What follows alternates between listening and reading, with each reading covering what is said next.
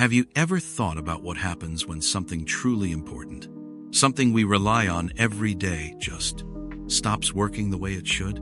Like, what if the very place meant to build us up, to help us grow, instead starts to crumble? That's what we talk about when we say a school system breaks down. Here's the thing. Schools aren't just buildings with classrooms. They are like giant living machines, designed to do a very specific and vital job. Their job is to teach, to pass on knowledge, sure, but also to help young people learn how to think, how to question, how to solve problems, and how to become good citizens. When that machine breaks down, it's not always obvious right away. It's not like a sudden explosion. It's more like a slow, quiet kind of failure. Think about it this way. For thousands of years, humans have understood that teaching the next generation is crucial. Ancient societies, whether they were in Greece, Egypt, or China, all had ways to pass on what they knew. They taught skills, stories, and how to live. And when those ways of teaching failed, when knowledge was lost or ignored, those societies often struggled. Sometimes, they even fell apart. This isn't just about history books. It's about a basic human need to learn and grow. A society that stops educating its young people is like a person who stops eating. Slowly but surely, they lose strength. Imagine a really important bridge that connects two parts of a city. Everyone uses this bridge every day. It helps people get to work, to school, to see family. Now, imagine this bridge isn't maintained properly. Maybe cracks start to appear in its foundation. The paint peels, the support beams rust, and no one fixes them. At first, people still use it, but it feels less safe. Then maybe heavy trucks are banned. Later, cars. Eventually, it becomes too dangerous for anyone. It hasn't collapsed with a bang, but it has broken down. It can no longer do its job of connecting the city. A school system can break down in a similar, quiet way. It might still be open. Students might still go. But if the teaching isn't good, if the resources aren't there, if the teachers aren't supported, if the students don't feel safe or challenged, then the school isn't really doing its job. It's like the bridge that looks like it's still there, but it can't actually carry the load, and that's why it matters. When schools fail, it's not just a few students who miss out. It's like a vital part of a nation's foundation starts to crack. It affects everyone, the whole city, the whole country, because it shapes who we become and what kind of future we can build together. When you think about school, what usually comes to mind? Maybe classes, homework, friends, or that one teacher who makes everything interesting. That's probably what most people picture. But here's the thing. Schools are actually much, much more than just buildings with classrooms. They are like the hidden roots of a country, silently feeding everything else. Think about it this way. A school isn't just a place where you learn facts, like when World War II happened, or how to solve for X. It's also where you learn how to think. You learn how to ask questions, how to work with others, how to understand different viewpoints, and how to be a part of something bigger than yourself. Schools teach us what it means to be a citizen, to understand our history, and to dream about a future we can build together. They pass on ideas, values, and even the unique spirit of a culture. For a long time, even ancient societies understood this. When young people were taught, it wasn't just about hunting skills or farming techniques.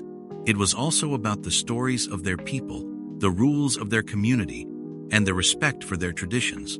These lessons taught them how to live together. Later, when formal schools started to appear, their purpose was often to create good citizens, to spread a certain way of thinking, or to make sure important ideas continued from one generation to the next. Education has always had this bigger purpose, this silent job of shaping not just individuals, but entire groups of people.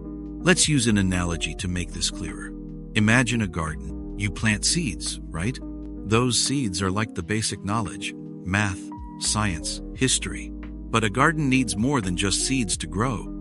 It needs good soil, enough water, sunlight, and careful tending. The soil is like the values we learn: honesty, kindness, perseverance. The water is like the resources and support: good teachers, safe places to learn, enough books. The sunlight is like encouragement and a chance to explore. If the soil is bad, or there's not enough water, or the garden isn't cared for, then no matter how good the seeds are, the plants won't grow strong and healthy. And a garden isn't just about one plant, it's an ecosystem. If one part struggles, it affects the whole garden. And that's why schools are so important to nations.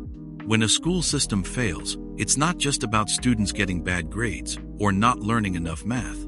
It means the soil of the society is becoming weak. The water isn't flowing to everyone. The sunlight of opportunity might be blocked.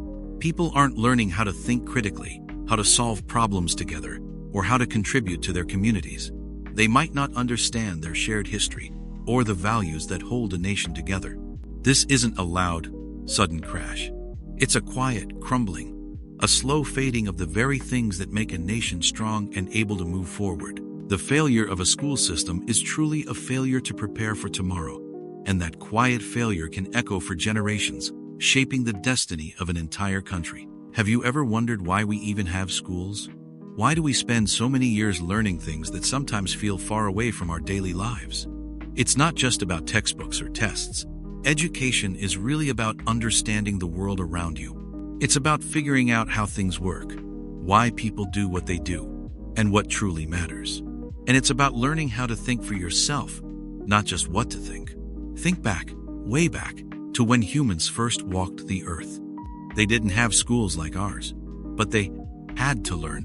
They learned how to find food, how to stay safe from danger, how to make tools. This learning was passed down from older people to younger ones. That was their education. Without it, their groups wouldn't have survived. As societies grew, people needed to understand more complex things. How to build, how to farm, how to organize themselves into towns and cities. They built systems, even if they weren't called schools, to make sure knowledge didn't disappear.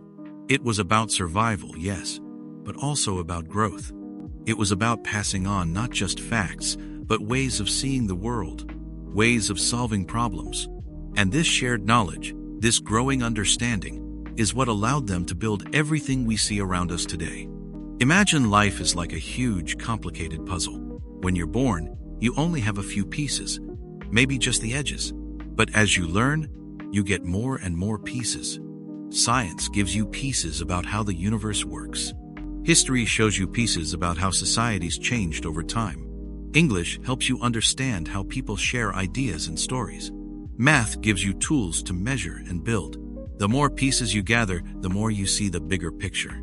You start to understand how different parts connect. This doesn't just make the puzzle easier. It makes it more beautiful, more meaningful. And here's the thing. You can't really solve the puzzle of life, or even your own place in it, without those pieces. You also can't design new parts for the puzzle, or help others put their pieces together, without a broad understanding. Without education, we're stuck with only those few initial pieces. We might not see the dangers ahead. We might not understand why things went wrong in the past. We might not even know what possibilities exist for the future. And that's why it matters so much. Education gives us choices. It opens doors. It helps us see past small problems to bigger solutions. It gives us the power to decide, to create, to change.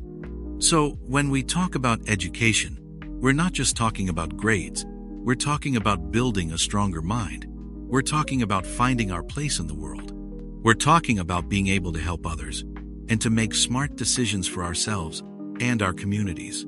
It's about truly seeing the world, not just looking at it. It's about knowing enough to feel a sense of wonder and to truly understand how much there is still to learn. It connects us to everything that came before us and helps us build what comes next. It's a quiet power, one that grows within you, slowly, steadily, helping you see clearly. Have you ever stopped to think about what truly makes a nation strong? Is it the towering buildings, the bustling cities, or even the amount of gold stored in its vaults? Or could it be something less seen, something deeper? Here's the thing. A nation's truest strength, its most precious treasure, lies within the minds of its people. It's in the ideas they come up with, the problems they solve, the new things they invent, and the kindness they show each other. These are the brains that keep a nation moving forward. Think of it like this. Every single person, every student in a classroom carries a spark. And when those sparks are cared for, taught, and allowed to grow, they can light up the whole world. For a very long time, thinkers have understood this. Centuries ago, wise people in ancient Greece and Rome, and later, philosophers during what was called the Enlightenment, all talked about how important it was to educate citizens. They believed that a society could only truly thrive if its people were thinking, informed, and able to contribute. It wasn't just about learning facts. It was about learning how to think, how to question, and how to build a better world together. It's a quiet truth, one that doesn't shout, but it sits at the very heart of everything. Consider your own brain for a moment. It's an amazing place, full of possibilities. It's where your thoughts live, where your imagination takes flight, and where you learn new skills every day. Now, imagine a garden. For plants to grow big and strong, they need good soil, plenty of water, and just the right amount of sunlight. If the soil is bad, or there isn't enough water, the plants will struggle. They might not grow at all. Our minds are a lot like those seeds. And a nation's school system? That's the garden. It's the soil, the water, and the sunlight. It's where these seeds are meant to be planted and carefully tended. It's where young minds are supposed to be watered with knowledge, given the space to grow their own ideas, and shown how to reach for the light. When a school system works well, it's like a vibrant garden producing strong, healthy plants ready to contribute. These plants, these well-educated minds, go on to build bridges, find cures for diseases, write stories, create art, and lead with wisdom. They become the inventors, the doctors, the teachers, and the leaders of tomorrow. But what happens when the garden is neglected? When the soil is poor or the water is scarce? The seeds might sprout, but they won't flourish. They won't reach their full potential. And that's why it matters so much that we look closely at how nations educate their young people. Because a nation's future isn't found in its banks or its armies. It's found in the classrooms. It's found in every single student, every growing mind. To truly understand a nation's fate, you just need to look at how it cares for its brains, for its future.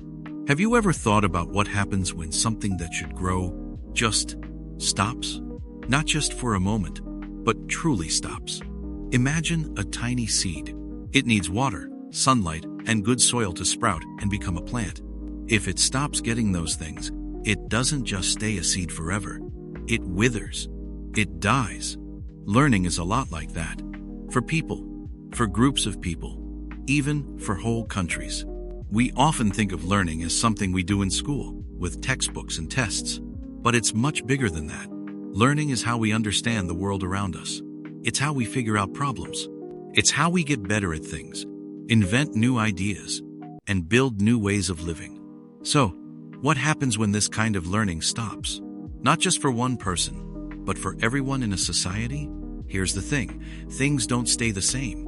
They start to go backwards. Think about it. Long ago, people learned how to farm, how to build shelters, how to make tools. Each new thing they figured out helped them live better lives. They passed that knowledge down. That's how human groups grew and became strong. But history shows us something important. There were times, long ago, when great ideas, important discoveries, or even entire libraries full of knowledge were lost. Maybe a war destroyed them. Maybe people stopped caring about them. When that happened, it was like a huge blank space appeared in everyone's mind. The people who came after often had to start over. They had to relearn things that were once known. Progress slowed way down, or even stopped completely for a long time. It's not just about losing books. It's about losing the way to think, the way to explore, the way to solve. Here's an example you might get. Think about riding a bike. When you first learn, it's hard. You fall, but you keep trying, keep adjusting, keep learning. Eventually, you can ride smoothly, without thinking about it. Now, imagine you stop riding for years. When you try again, it feels strange. You might wobble. You might even fall again. Your muscles forget. Your balance is off. It's not that you can't ever ride again, but you lost some of that skill because you stopped practicing. You stopped engaging that part of yourself. Now take that idea to a whole country. If a country stops learning, stops teaching its young people how to think, how to question, how to innovate, then its ability to handle new problems goes away. If a new sickness appears, can they find a cure? If their machines break down, can they fix them or make new ones? If their ways of getting food stop working, can they invent better ones? When learning stops, people become stuck. They can't adapt. They can't move forward.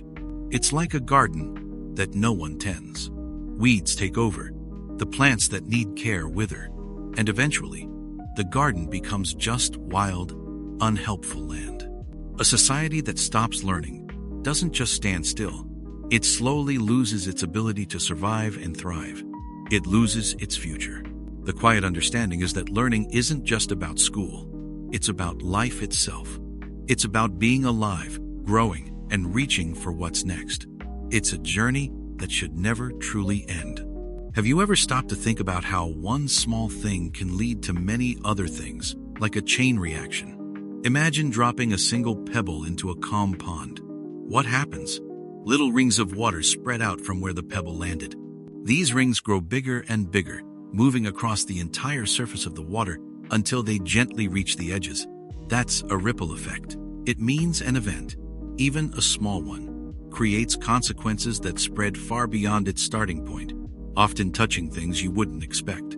People have always noticed this kind of pattern in the world. It's not a new idea. Long ago, thinkers and storytellers would observe how a single choice made by a king could affect an entire kingdom, or how a drought in one farming village could eventually lead to food shortages in distant towns.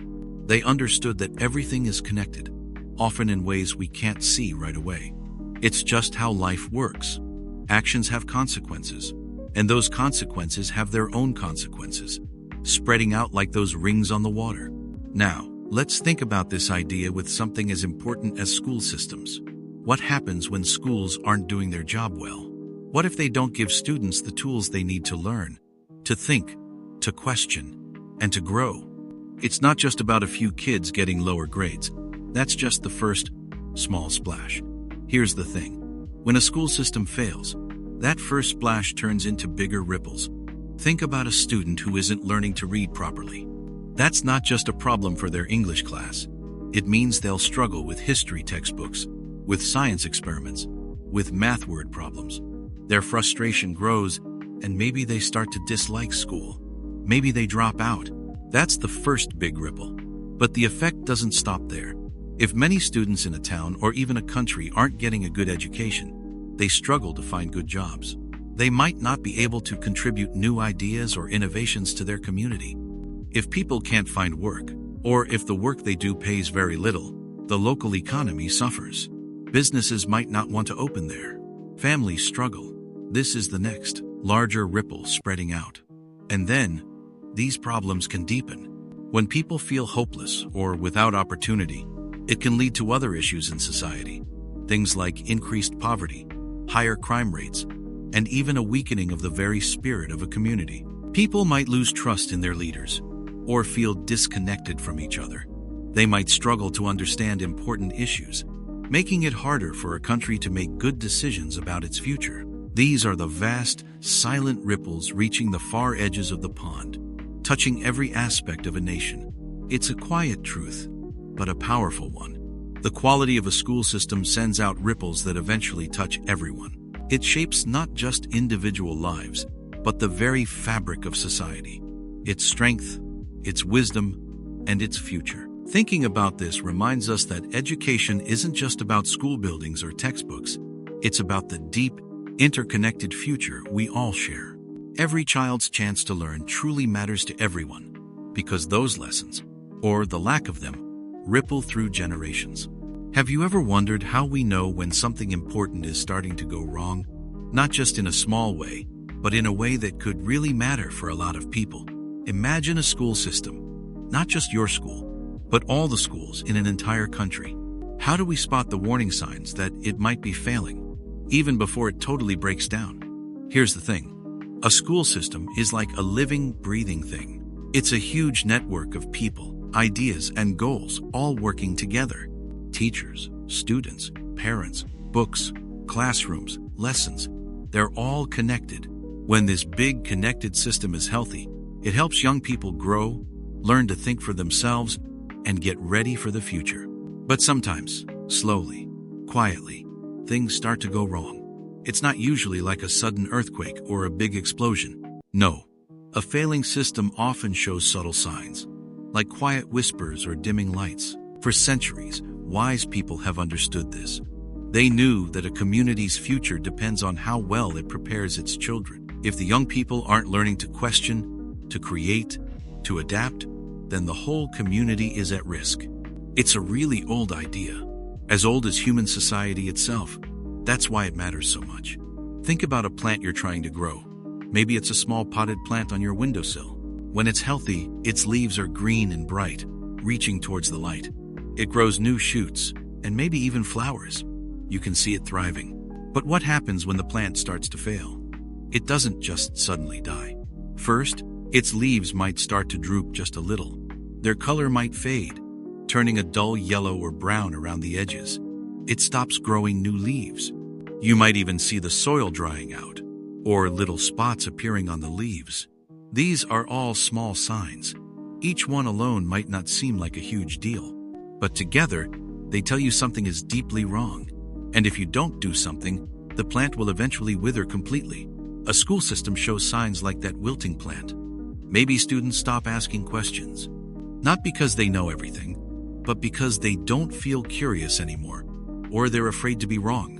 Maybe they learn to memorize facts for a test, but don't really understand what those facts mean or how to use them. Or perhaps the teachers, who truly want to help, start to feel tired and discouraged, like their efforts aren't making a difference. When the joy of learning fades, when true understanding takes a back seat, and when both students and teachers feel disengaged, those are very clear signs. These are not just problems for the students in the classroom. When a school system isn't really teaching people to think, to solve problems, or to understand the world around them, then the whole nation loses something vital. The students of today become the leaders and citizens of tomorrow. If they haven't learned to think critically or adapt, how will they solve the big problems the future will bring? It reminds us that education is not just about getting a good grade. It's about growing people who can shape a better world. Have you ever truly thought about what it means to learn? Not just memorizing facts, but deeply exploring, questioning, finding new ideas. What if the very tools for all that discovery, all that dreaming, were just not there? Here's the thing. When a school system fails, it's often about something simple but deeply sad. Imagine a classroom with bare walls, empty shelves where textbooks should be. No storybooks, no science kits, just quiet emptiness.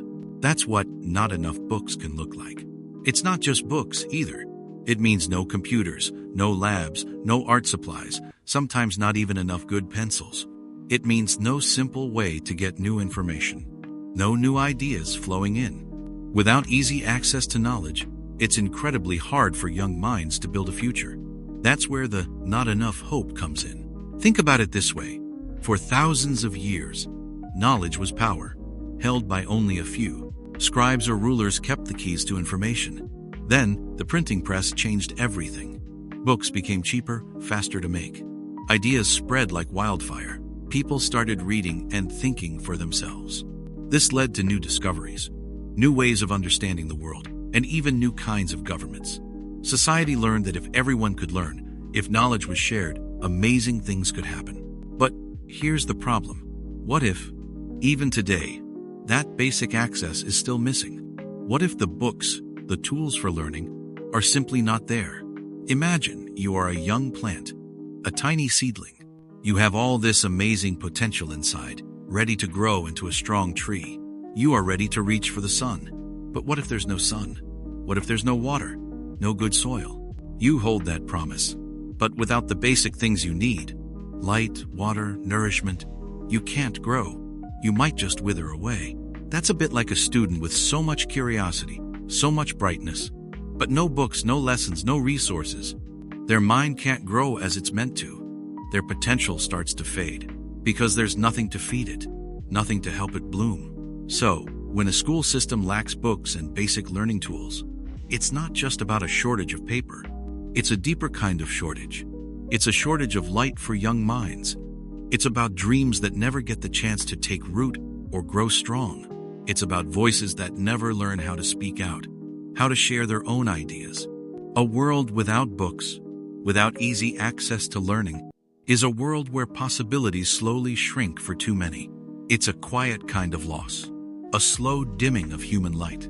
And it reminds us that true progress, for any country, for any community, always begins with making sure every child has the chance to open a book, find answers, and find real hope for what they can truly become. What does it truly mean to teach? Is it just knowing a lot of facts? Or is there something more to it? Something deeper? Here's the thing. You can be the smartest person in the world, with a mind full of amazing information, but still not be able to teach a single thing. And that's a quiet problem, but a really big one for schools and even whole countries. Think about it this way. Teaching isn't just about pouring facts into someone's head, like filling an empty cup. It's more like helping someone build a bridge from what they know to what they could know. A good teacher doesn't just tell you things, they show you how to find them yourself. They guide you. Long ago, thinkers like Socrates, in ancient Greece, understood this. He didn't just give answers, he asked questions, helping people discover truths inside their own minds. He was like a guide, helping them navigate their own thoughts. But here's the problem. What happens when the guide knows the path perfectly, but can't explain it? Imagine you want to learn to play a new instrument, like the guitar. Your teacher can play like a master, making incredible music. They know every chord. But when they try to teach you, they just say, "Do what I do." Or, "It's easy, just feel it." They don't break it down into steps you can understand. They don't show you how to hold your fingers or strum properly. They can do it, but they can't show you how to do it. You'll probably feel lost and give up. This isn't about being mean or saying teachers are bad people. Most teachers truly want to help. But sometimes, people just aren't built to connect knowledge in that special way. They might have learned a subject really well, even getting straight A's. But teaching is a different skill entirely. It's like being a brilliant chef who makes amazing food, but can't write a recipe that anyone else can follow.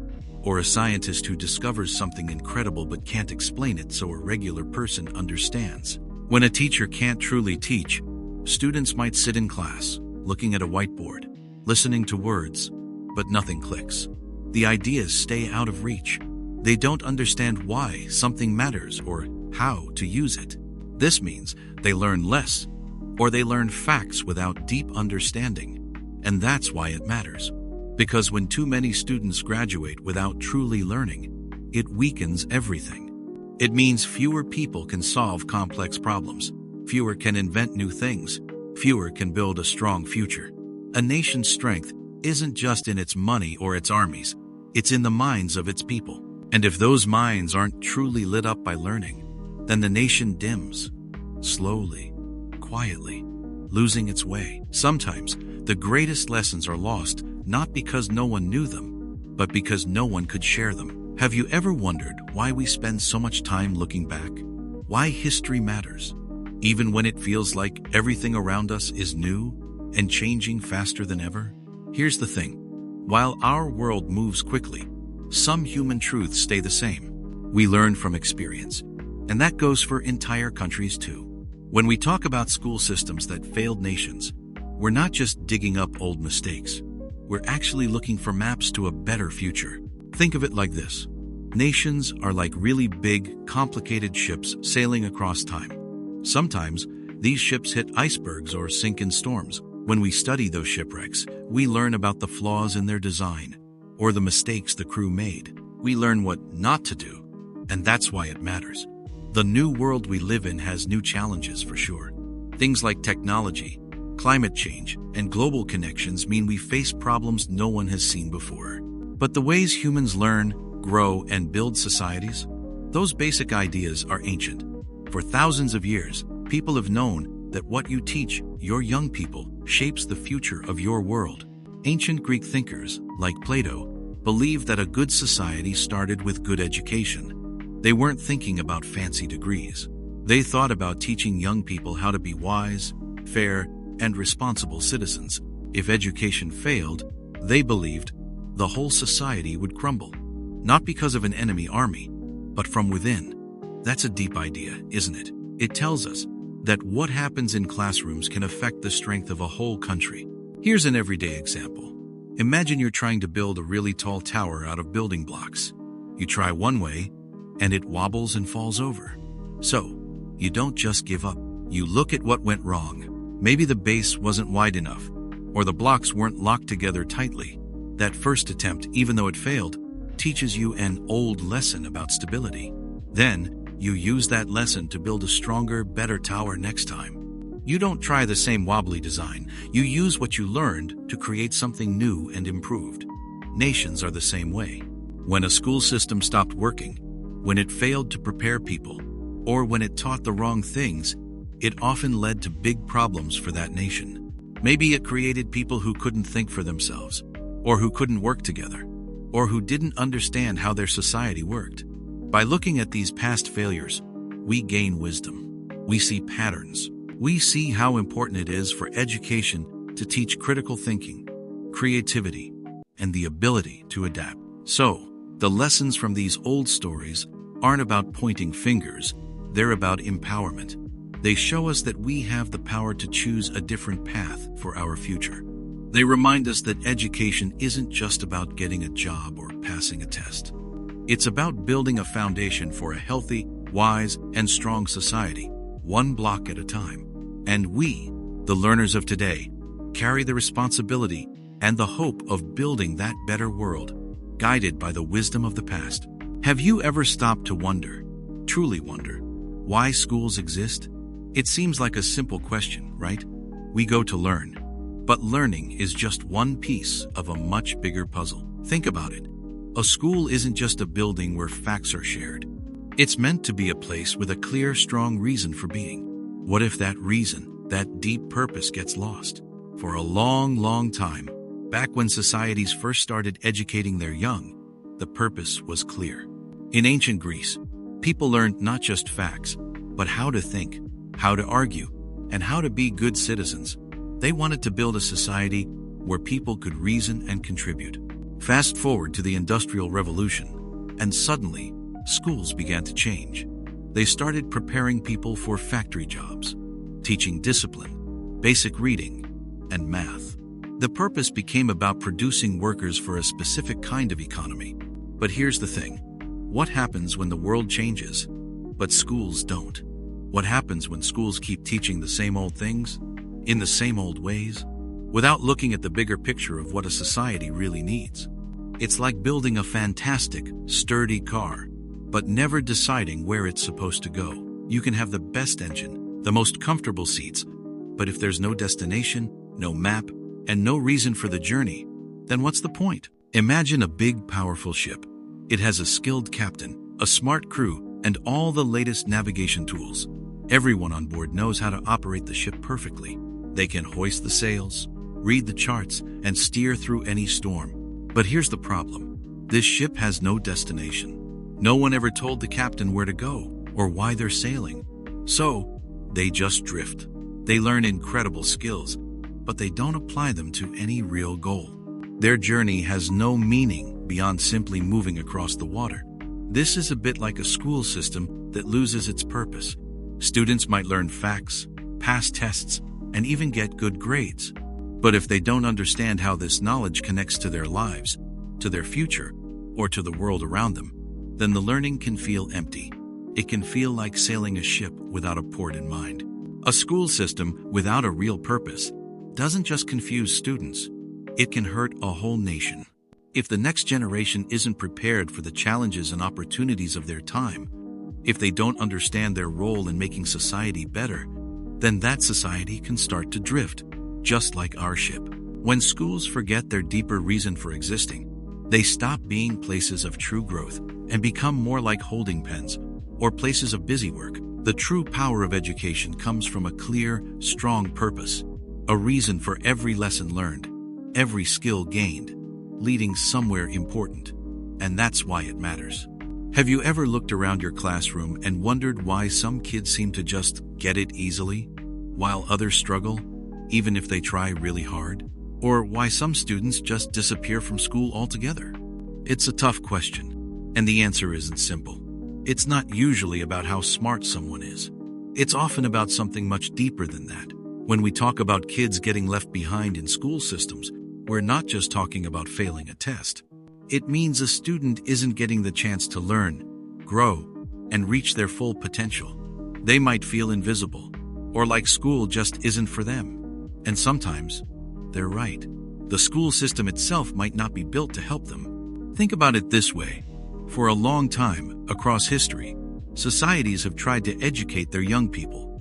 But often, schools were set up for certain types of kids. Maybe it was for the rich, or for boys, or for those who lived in towns. The idea was often that if you were smart enough, you'd find a way to learn no matter what. But that's a pretty unfair way to look at things, isn't it? It's like saying every seed should grow perfectly, even if some are planted in rocky soil with no water. Here's the thing. Every kid is like a seed. They all have the potential to grow into something amazing. But imagine you have a garden. Some seeds get planted in rich, dark soil, full of nutrients. They get plenty of sunshine and just the right amount of water. These seeds sprout easily, grow strong, and produce beautiful plants. They have everything they need. Now, imagine other seeds. These seeds might be dropped on rocky ground or in hard clay soil. Maybe they get too much shade, or not enough water, or way too much water. Some might even get stepped on. These seeds still have potential, but the conditions they're in make it incredibly hard for them to grow. They might struggle to sprout, grow weak, or even just die before they ever get a chance to thrive. Kids are just like those seeds. Some are born into families that can offer a lot of support, good food, safe homes, parents who have time to read with them, and access to books or tutors. Their soil is rich. Others face really tough challenges before they even start school. Maybe their families are struggling with money or don't have a safe place to live. Maybe their parents work multiple jobs and can't help with homework. They might not get enough sleep or enough to eat. Their soil is rocky and hard. And then, schools themselves can be like the weather or the gardener. Some schools have amazing teachers, small classes, up-to-date books, and resources like counselors or art programs. They're like perfect sunshine and gentle rain. Other schools might be overcrowded, have worn-out buildings, lack good supplies, or have teachers who are overwhelmed. They're like a drought or a storm. So, when a kid gets left behind, it's rarely because they don't want to learn or aren't capable. It's almost always because the soil they were planted in, or the weather of their school, didn't give them a fair chance. It's about systems and fairness, and whether we as a society truly value every single seed. When we fail to support all our young people, we don't just fail them. We lose out on all the amazing things they could have grown into, and that's a loss for everyone. Have you ever stopped to think about what happens when schools don't teach enough or teach badly? It's not just about grades or test scores. It's a much deeper problem. Think of it like this. When schools fail, it's not just students who miss out. Entire towns, even whole countries, lose something precious. They lose the future. Here's the thing. Good schools are like the quiet engines of a nation. They build the minds that will solve big problems, create new things, and lead us forward. When those engines don't work, everything slows down. People can't get good jobs. They might struggle to understand important information, like health news or how their government works. And that means a society can't grow, can't protect itself, and can't become all it could be. It's a slow kind of fading, like a light dimming bit by bit. For centuries, people have understood this. Ancient thinkers, like those in old Greece, talked about how important it was for everyone to be educated. They believed a strong society needed smart, thinking citizens, not just strong soldiers or rich merchants, but people who could reason, discuss, and make wise choices. It's a very old idea that knowledge is power, but it's also the foundation of a healthy community. If people don't learn how to think critically, how to question, or how to work together, a society becomes fragile. It's like building a house with weak walls. It might stand for a while, but it won't last through a storm. Imagine your brain, a super powerful computer designed to learn and grow. From the moment you're born, it's building connections, millions of them every second. This is how you learn to walk, to talk, to understand. But what if your brain didn't get the right information or enough of it? What if it wasn't challenged to think? to solve puzzles, or to be curious. It wouldn't develop as fully, would it? It would still work, sure, but it wouldn't reach its full amazing potential. It's like having a brand new super fast video game console, but you only ever play one very simple game, and you never learn any of the advanced moves. You miss out on all the incredible experiences it could offer, and that's what happens when schools fail. It's like a whole generation of brains not getting the rich information and challenges they need. They don't get to build all those amazing connections. The true cost isn't just money. It's the cost of lost ideas that never spark. It's the cost of problems that don't get solved because no one learned how. It's the cost of stories that aren't told, music that isn't made, and medicines that aren't discovered. It's a quiet tragedy, a slow loss of human potential. But even in this quietness, there is still the power of understanding and the hope of making things better. Have you ever wondered why some students seem to face more hurdles in school? It's easy to imagine education as a level playing field where everyone has the same chance. But the world outside the classroom deeply shapes what happens inside it. One of the biggest shapes comes from poverty. Poverty is more than just not having enough money. It's a set of challenges that make learning incredibly difficult. Imagine trying to focus on a lesson when you haven't eaten or are worried about your family losing their home. A noisy, crowded home makes homework hard.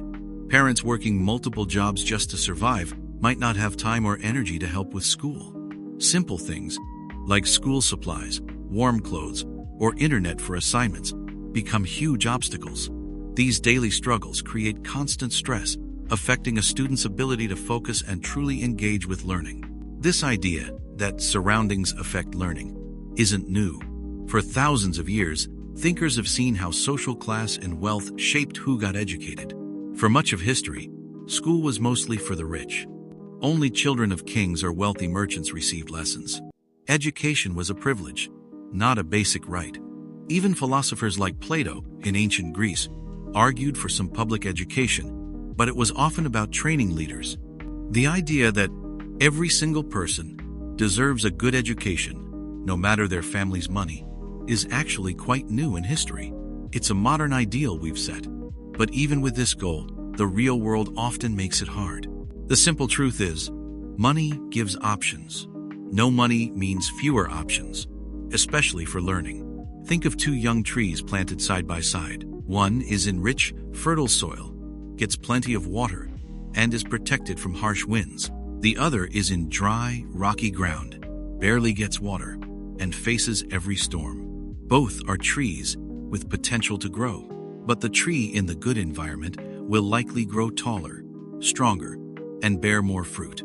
The one in the harsh environment might survive, but will struggle, perhaps looking stunted. Kids are similar. A child from a stable home, with enough food, healthcare, and a safe place to live, has the rich soil for their mind to grow. They can focus on learning, but a child dealing with hunger, unsafe streets, or exhausted parents working long hours just to survive is like the tree in rocky ground. Their energy goes to surviving the day, not fully to school. It's not about their intelligence, it's about the real conditions they live in. So, when we talk about school systems failing, we must look beyond just classrooms. Education doesn't happen in a vacuum. It's deeply connected to students' lives outside school. This link between poverty and learning is complex, a tangled knot of challenges. It asks us, are we truly giving every student the good soil they need to grow? Or are we expecting some to thrive in conditions that make it nearly impossible? Understanding this helps us see that improving education also means working to make the world better for all families. Our shared future relies on how well we support the learning and dreams of all young people, especially those facing the hardest struggles. It's a profound thought, but it points us towards a more just and hopeful path. Have you ever stopped to think about why some places just feel safer than others? Or why some people make choices that hurt themselves and others? It's a deep question, but here's the thing. What happens inside a classroom can have a powerful, quiet link to what happens on the streets outside. Imagine a school system that's really struggling. Maybe the buildings are old and falling apart. Maybe there aren't enough good teachers, or the books are outdated. Students might not feel safe, or they might feel like no one cares if they show up. When young people don't get a good education, They miss out on so much. They don't learn the skills they need for good jobs. They don't get the chance to figure out what they're truly good at. And they might not learn how to think critically, how to solve problems peacefully, or how to understand different points of view. So, what happens when a whole generation grows up without these things? Well, when opportunities for a positive future seem closed off, despair can creep in. If you can't get a job because you don't have the skills, if you don't feel like you belong anywhere, then other paths might start to look like the only options. Sometimes, those paths lead to crime. People might turn to illegal activities just to survive, or because they see no other way to gain respect or power. It's not about making excuses, but about understanding the tough realities some face. This idea that education helps keep a society stable isn't new. People have thought about it for thousands of years. Ancient philosophers, thinkers from long ago, often talked about how important it was for everyone to learn, not just to be smart, but to be good citizens. They believed that education taught people right from wrong and how to work together so that chaos wouldn't take over.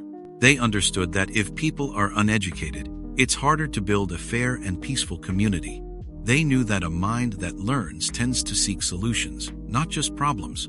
Think of it like tending a garden. If you plant good seeds, like knowledge, skills, and hope, and you water them with care, those plants will grow strong. They'll produce fruit, and their roots will hold the soil firm. But if you neglect the garden, if you don't plant anything good, or if you don't provide what's needed, then weeds will naturally take over. They spread fast, they choke out everything else, and they don't offer anything useful. In this garden, the weeds can be crime, poverty, and a cycle of struggle that's hard to break. The good plants are the educated minds, the skilled hands, and the hopeful hearts that build a better world. It's a tough truth, but one worth considering. When a school system fails, it's not just about grades or diplomas, it's about more than that. It's about the future paths of countless young people. It's about the kind of society we all end up living in. And it reminds us that investing in every single student is really an investment in the safety, well-being, and future of an entire community, a whole nation, for years to come. Have you ever thought about what makes a country strong? Is it just land, or money, or even armies? What if the most powerful thing a nation has is its own people? Especially the ones who dream big, who solve tough problems, who invent new things. Here's the thing. Sometimes, these very bright, very talented young people, when they finish school, or even while they're still studying, decide to leave their home country. They pack their bags, their hopes, and their smart ideas, and they move somewhere else. They go to another country that offers them something different, something they feel they can't get at home. This isn't a new story. For hundreds of years, people have moved around, seeking better lives. But when a country's smartest young minds start leaving in large numbers, it's a big problem. Think about it. After World War II, many brilliant scientists and thinkers moved from war-torn Europe to places like the United States. They were looking for peace, for resources, for a chance to continue their work safely. Their home countries had been damaged, and the opportunities they needed weren't there anymore. Imagine your favorite sports team. Maybe it's basketball, soccer, or even a video game esports team.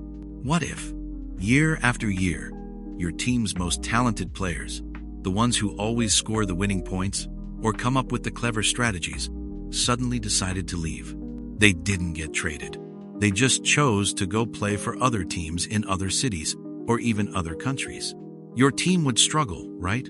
It would be much harder to win championships. The fans would feel it. The other players would feel it. And the future of that team would look uncertain. This is similar to what happens when smart kids leave a country. A nation invests in its young people, in their schools, their teachers, their dreams. When those young people leave, the country loses more than just a person. It loses their future inventions, their new businesses, their fresh ideas for solving problems. It loses the doctors who might have healed its sick, the engineers who might have built new bridges, the artists who might have painted its soul. It's like planting a garden, nurturing the seeds carefully, and then watching the most promising sprouts grow strong, only to have them transplant themselves into someone else's soil. The garden that's left behind might still grow, but it won't be as vibrant, as abundant, or as beautiful as it could have been. It leaves a quiet emptiness, a sense of what might have been, a slowing down of progress. And that, for any nation, is a heavy price to pay. Have you ever wondered what happens when a country's brightest minds, its most creative thinkers, its most skilled hands, decide to leave? Imagine a garden where the most beautiful and healthy plants are suddenly uprooted and replanted somewhere else. What's left behind? This is a bit like what we call brain drain. Here's the thing. Brain drain is when a country loses many of its highly educated or skilled people to other countries. Think of it like this.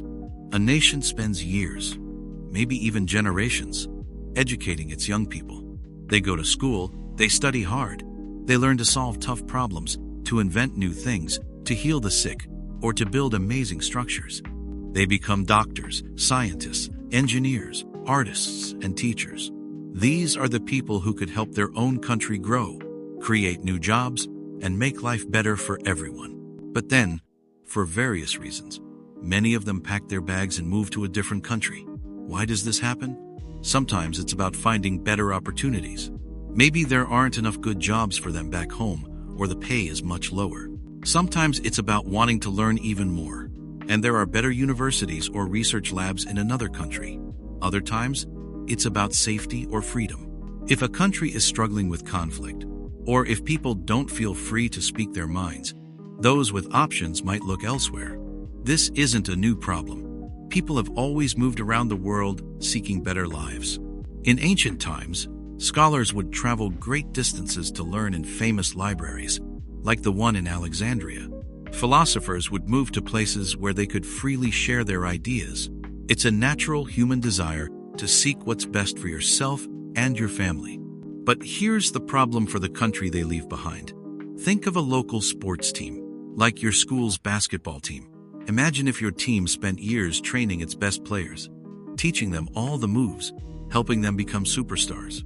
Then, just when it's time for the big game, all those superstar players decide to leave and play for another school's team, perhaps because that other school offers better uniforms, better courts, or more recognition. What happens to your school's team? It struggles. It might even lose every game. It becomes much harder to compete, to win, to even feel hopeful. When a country's best and brightest leave, it's like that team losing its star players. The schools that taught them, the hospitals that need doctors, the companies that need engineers, they all suffer. Less innovation happens. Less progress is made. It becomes harder to solve the big problems facing the nation, like poverty, disease, or unemployment. The country can get stuck, unable to move forward as quickly as it could have. The future feels a little less bright, because the very people who could have shaped that future are now shaping someone else's. It leaves a quiet question hanging in the air. What does it mean for a home to be built with so much care and hope, only for its most vital parts to drift away? It's a sad thought, realizing that a nation's greatest resource isn't gold or oil, but the minds and hearts of its people. And when those minds and hearts find no reason to stay, a part of the nation's potential goes with them, a silent whisper of what might have been. Have you ever stopped to think about what makes a school work? It's not just the buildings or the desks. It's also the quiet hum of something less visible, yet absolutely essential: money. But where does it go? And what happens when there isn't enough? Or when it vanishes? Here's the thing. Education is often called the backbone of a nation. It's how young minds learn to think, to build, to dream. But this backbone needs support. It needs funding.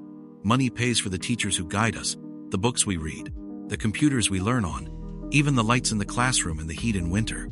When a school system struggles with money, every part of that learning machine starts to creak and groan. Teachers leave because they aren't paid fairly.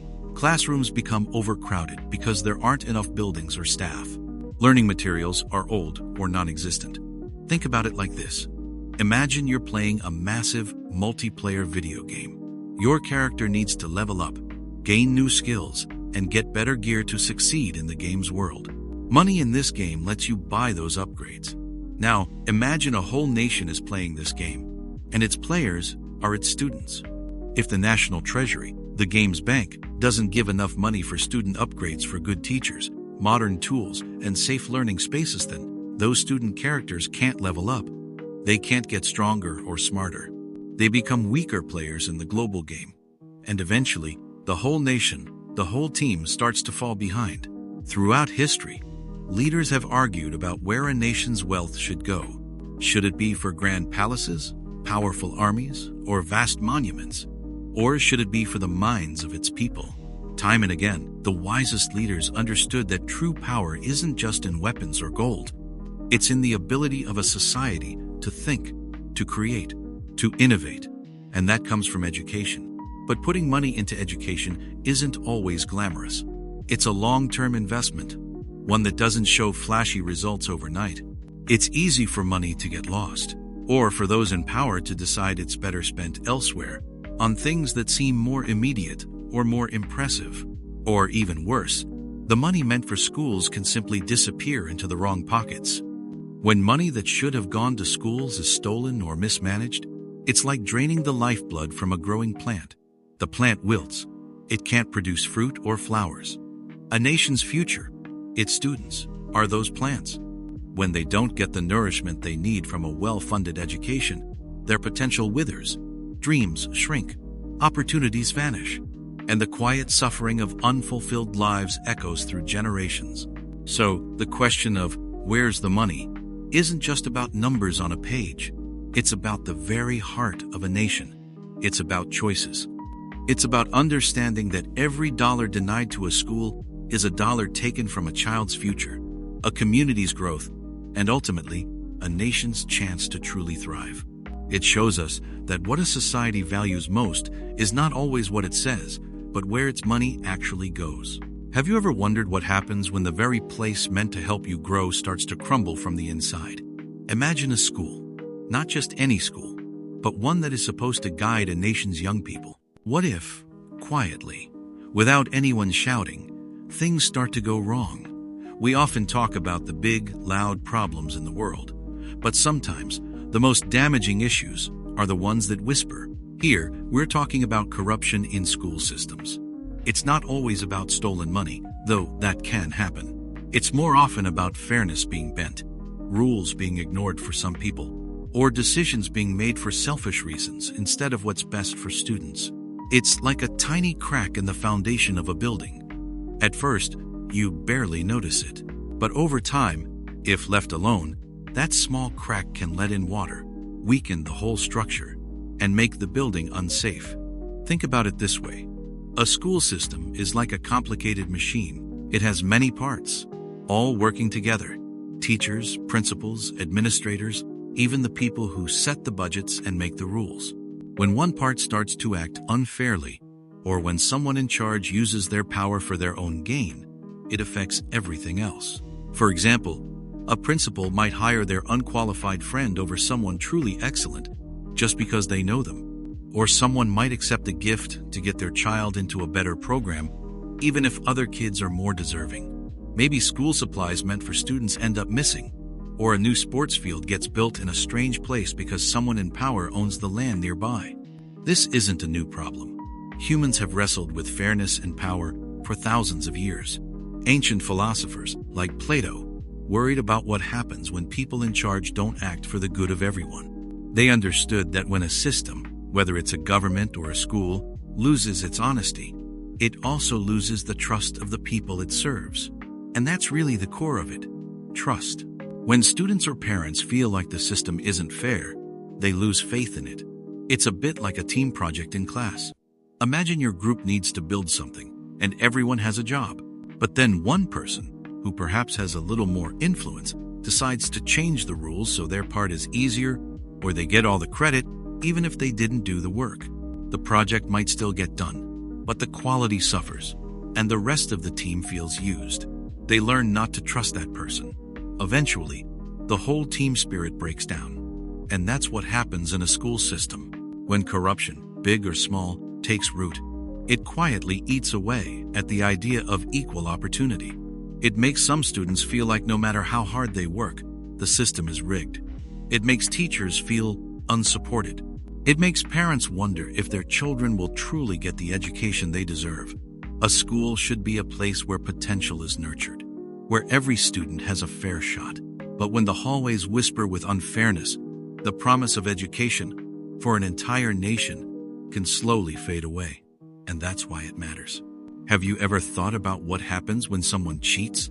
Not just on a test, but when they find ways around rules that are meant to help everyone. Here's the thing. In a school system, or even a whole country, cheating isn't just about one person getting ahead. It's like taking a small piece away from everyone else, a piece of trust, a piece of fairness. Imagine a country as a massive, complex machine. Each part needs to work, and work honestly, for the whole thing to move forward. Education is one of the most important gears in that machine. It's how we prepare young minds, how we help people grow skills they need to contribute, to build a future. When people cheat within this system, maybe by copying answers, or buying fake degrees, or even by corrupt officials allowing unqualified people to pass, it messes with the whole process. It means someone might get a certificate or a job not because they earned it, but because they found a shortcut. This idea of a fair system, where everyone has a chance based on their effort, isn't new. For a long, long time, people have talked about something called a social contract. It's like an unspoken agreement between everyone in a society. We all agree to follow certain rules, and in return, we trust that others will too.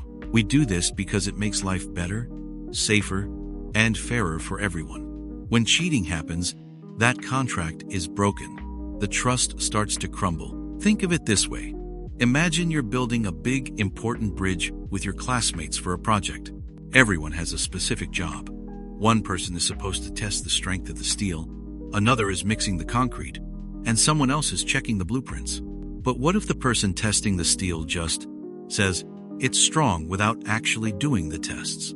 Or what if the concrete mixer uses less cement to save money, even though it makes the concrete weak?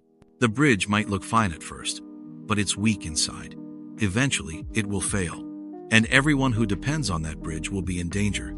And that's why it matters when cheating happens in a school system. When people get qualifications they didn't earn, they might end up in jobs where lives depend on real knowledge, like a doctor who didn't truly learn medicine, or an engineer who faked their way through math. This doesn't just hurt the individual, it hurts everyone who relies on them. The nation suffers because critical positions are filled by people who aren't truly capable. It also sends a message to young, honest students that maybe hard work isn't the most important thing. It can make them feel like their own efforts are meaningless if others can just cheat their way to success. So here's the problem. When we allow cheating to become common, we're not just bending a rule, we're weakening the very foundations of our shared future. A nation's true strength isn't just in its buildings or its money, but in the integrity of its people. It's in the honest effort, the genuine learning, and the trust that everyone is playing their part fairly. Building a strong nation means everyone playing by the rules, not just because they have to, but because they understand that a strong us starts with an honest me. It's about earning your place and helping others earn theirs, so that the whole system, the whole country, can truly stand strong and tall. Have you ever thought about what makes a house a home? It's not just the bricks, the roof, or the windows, is it? It's the people inside, the laughter, the memories made, the feeling of safety and belonging. You can build a stunning house, but if it's empty, or if the people inside are unhappy, is it truly a home? It's kind of the same with schools and education. We often talk about building schools, and that sounds good, right? It means new buildings, shiny classrooms, fresh paint. And yes, a good building can be helpful. It offers a place to gather, a shelter, a space for learning. But here's the thing. You can build hundreds of schools, spend huge amounts of money on impressive structures, and still not create education. Education isn't about the building. It's about what happens inside those walls, or what should happen. True education is about sparking curiosity, teaching you how to think, not just what to think. It's about learning to ask questions, to explore ideas, to understand the world around you and your place in it. It's about developing critical thinking skills, being able to figure things out for yourself, to tell the difference between what's true and what's not. It's about learning to be a good citizen, to solve problems, to be creative. Think about it like this. Imagine you get a brand new, super expensive set of art supplies. Beautiful brushes, every color of paint you can imagine, a fancy easel. That's like a wonderful new school building. But if you don't know how to mix colors, or how to hold a brush, or what makes a good painting, those supplies, as amazing as they are, won't make you an artist. You need someone to teach you, to guide you, to inspire you. You need practice, mistakes, and new ideas. That's the education part.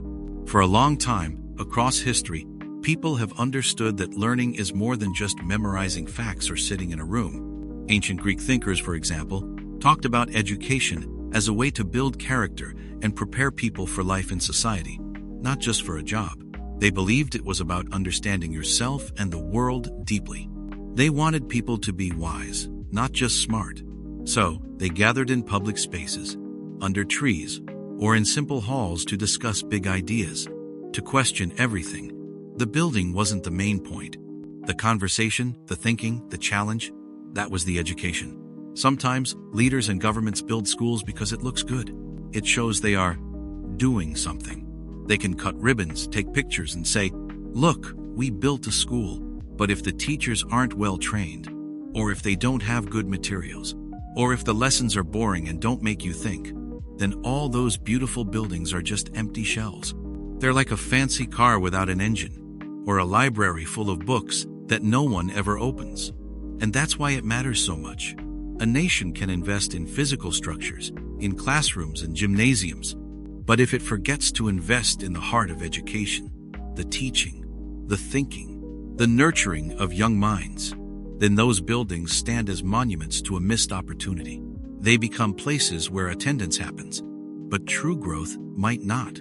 What we truly need are not just more buildings, but more minds lighting up inside them, more questions asked, more paths discovered. Because an empty school building, no matter how grand, can never teach a nation to soar. Have you ever wondered what happens to knowledge that isn't really learned?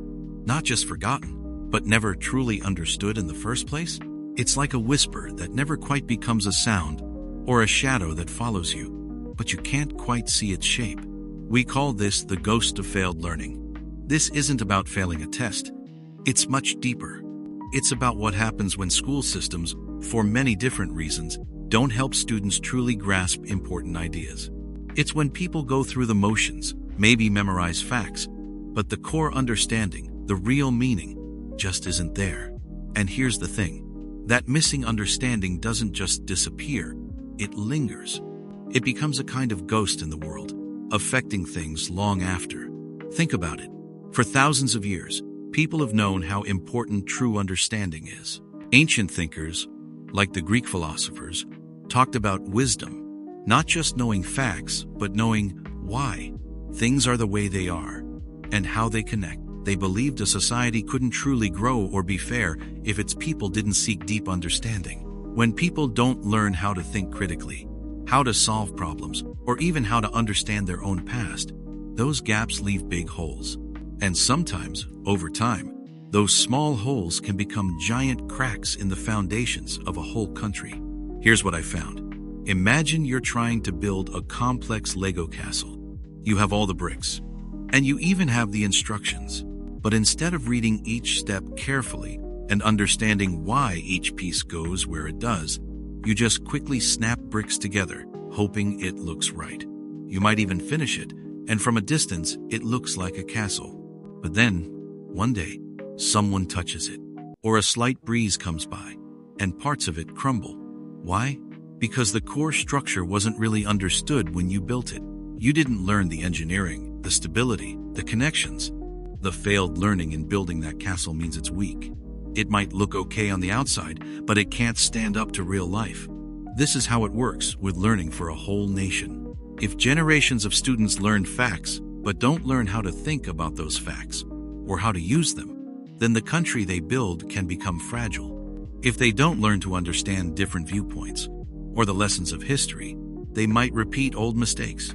If they don't grasp basic science, they can't solve new problems.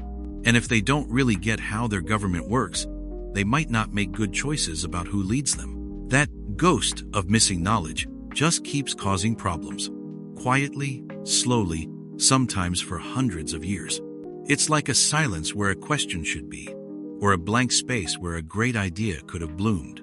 So, when we talk about school systems failing, we're not just talking about bad test scores. We're talking about something that leaves a lasting mark. We're talking about the absence of real understanding, which can haunt a nation's future. It's a reminder that true learning isn't just about memorizing. It's about deep understanding, about making connections, about building a strong foundation. And when that foundation isn't built well, the ghost of what was missed will linger, a quiet warning, asking us to do better, to make sure knowledge isn't just passed on, but truly understood, so that the future can stand strong. Have you ever stopped to think about what school is really for? For many years, the idea was that school would give you the tools you need for life, and a big part of that was finding work. It was supposed to prepare you. But what happens when students finish school, even with good grades, and they can't find jobs? What happens when the world needs certain skills, and schools are teaching something else entirely? This isn't about students being lazy or not smart enough. Often, it's about a bigger problem. The school system itself might not be keeping up. Imagine learning a skill for years, only to find out that skill isn't needed anymore, or it's not quite right for the real work out there. This can leave young people feeling lost and without a clear path forward. For a long time, especially during the Industrial Revolution, schools were set up to create a certain kind of worker. Think about factories. They needed people who could follow rules, be on time, and do the same tasks over and over. So, schools became places where everyone learned the same things, at the same pace, often by memorizing facts. The goal was to create a workforce that fit into these new factories and businesses. This was a system designed for a world that needed uniformity and predictable skills. But here's the thing.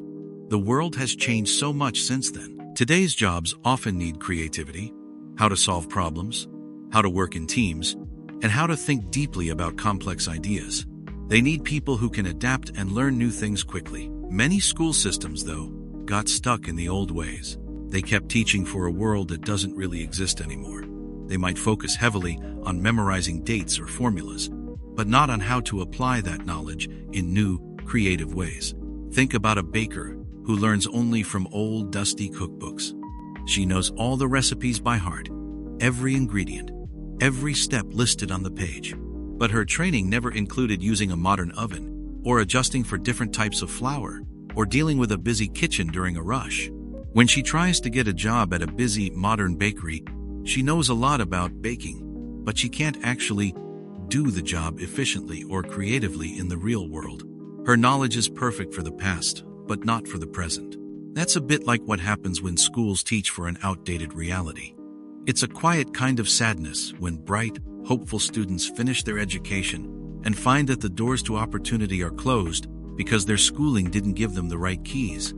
It's not just about an individual missing out on a job. It's about a whole society losing out on the potential of its young people. When schools aren't connecting students to the real world of work, it affects how useful people feel, how they can contribute, and where they find their place in the larger story of their nation. It reminds us that education must always be a living thing, changing and growing, just like the world itself. It should prepare people not just to find a job, but to find their purpose in a changing world. Imagine a world where nothing ever changed. No new songs, no new inventions, no new ways of seeing things. What would that feel like? A little dull? Maybe even a little scary? A country without new ideas isn't just quiet. It's a place where the future gets blurry. Here's the thing. Every problem we face, big or small, needs a fresh idea to solve it. Think about it. Our homes, our phones, even the way we learn in school, they all started as someone's idea. If a country stops creating new ideas, it can get stuck. It might keep doing things the old way, even if that way isn't working anymore. This is where schools come in. If a school system only teaches kids to memorize facts and follow rules without asking why or what if, then the well of new ideas can start to dry up. For thousands of years, humans have moved forward because someone dared to think differently. From inventing the wheel to figuring out how to grow enough food for everyone, Progress has always sprung from new thoughts. It's not just about big inventions. It's also about new ways to treat people, new ways to organize a town, or new stories to tell. These fresh ideas help societies grow stronger and find happiness. Without them, a country can feel like it's walking backward, or maybe just standing still while the rest of the world moves on. Let's think about a simple example. Imagine your favorite video game. What if no one ever came up with new levels, new characters, or new ways to play? What if you just played the same first level over and over? You'd get bored, right? And you'd never discover new challenges or better strategies. That's a bit like a country that stops having new ideas. It can't adapt. It can't solve its bigger problems like fixing a broken economy or finding cleaner energy. The idea muscles in its people aren't being used. So here's what happens. If schools don't encourage curiosity, if they don't teach students to ask hard questions and to try out wild thoughts, then those creative muscles never really get strong. It's not just about being smart. It's about being able to imagine. It's about seeing a problem and wondering, how can we do this better? When a whole nation slowly loses its ability to generate new ideas, its path forward dims. It's a quiet kind of failure, but a very deep one. The excitement of discovery fades. The hope for a brighter tomorrow shrinks. And that's why it matters. The spark of an idea, no matter how small, is what lights the way for us all.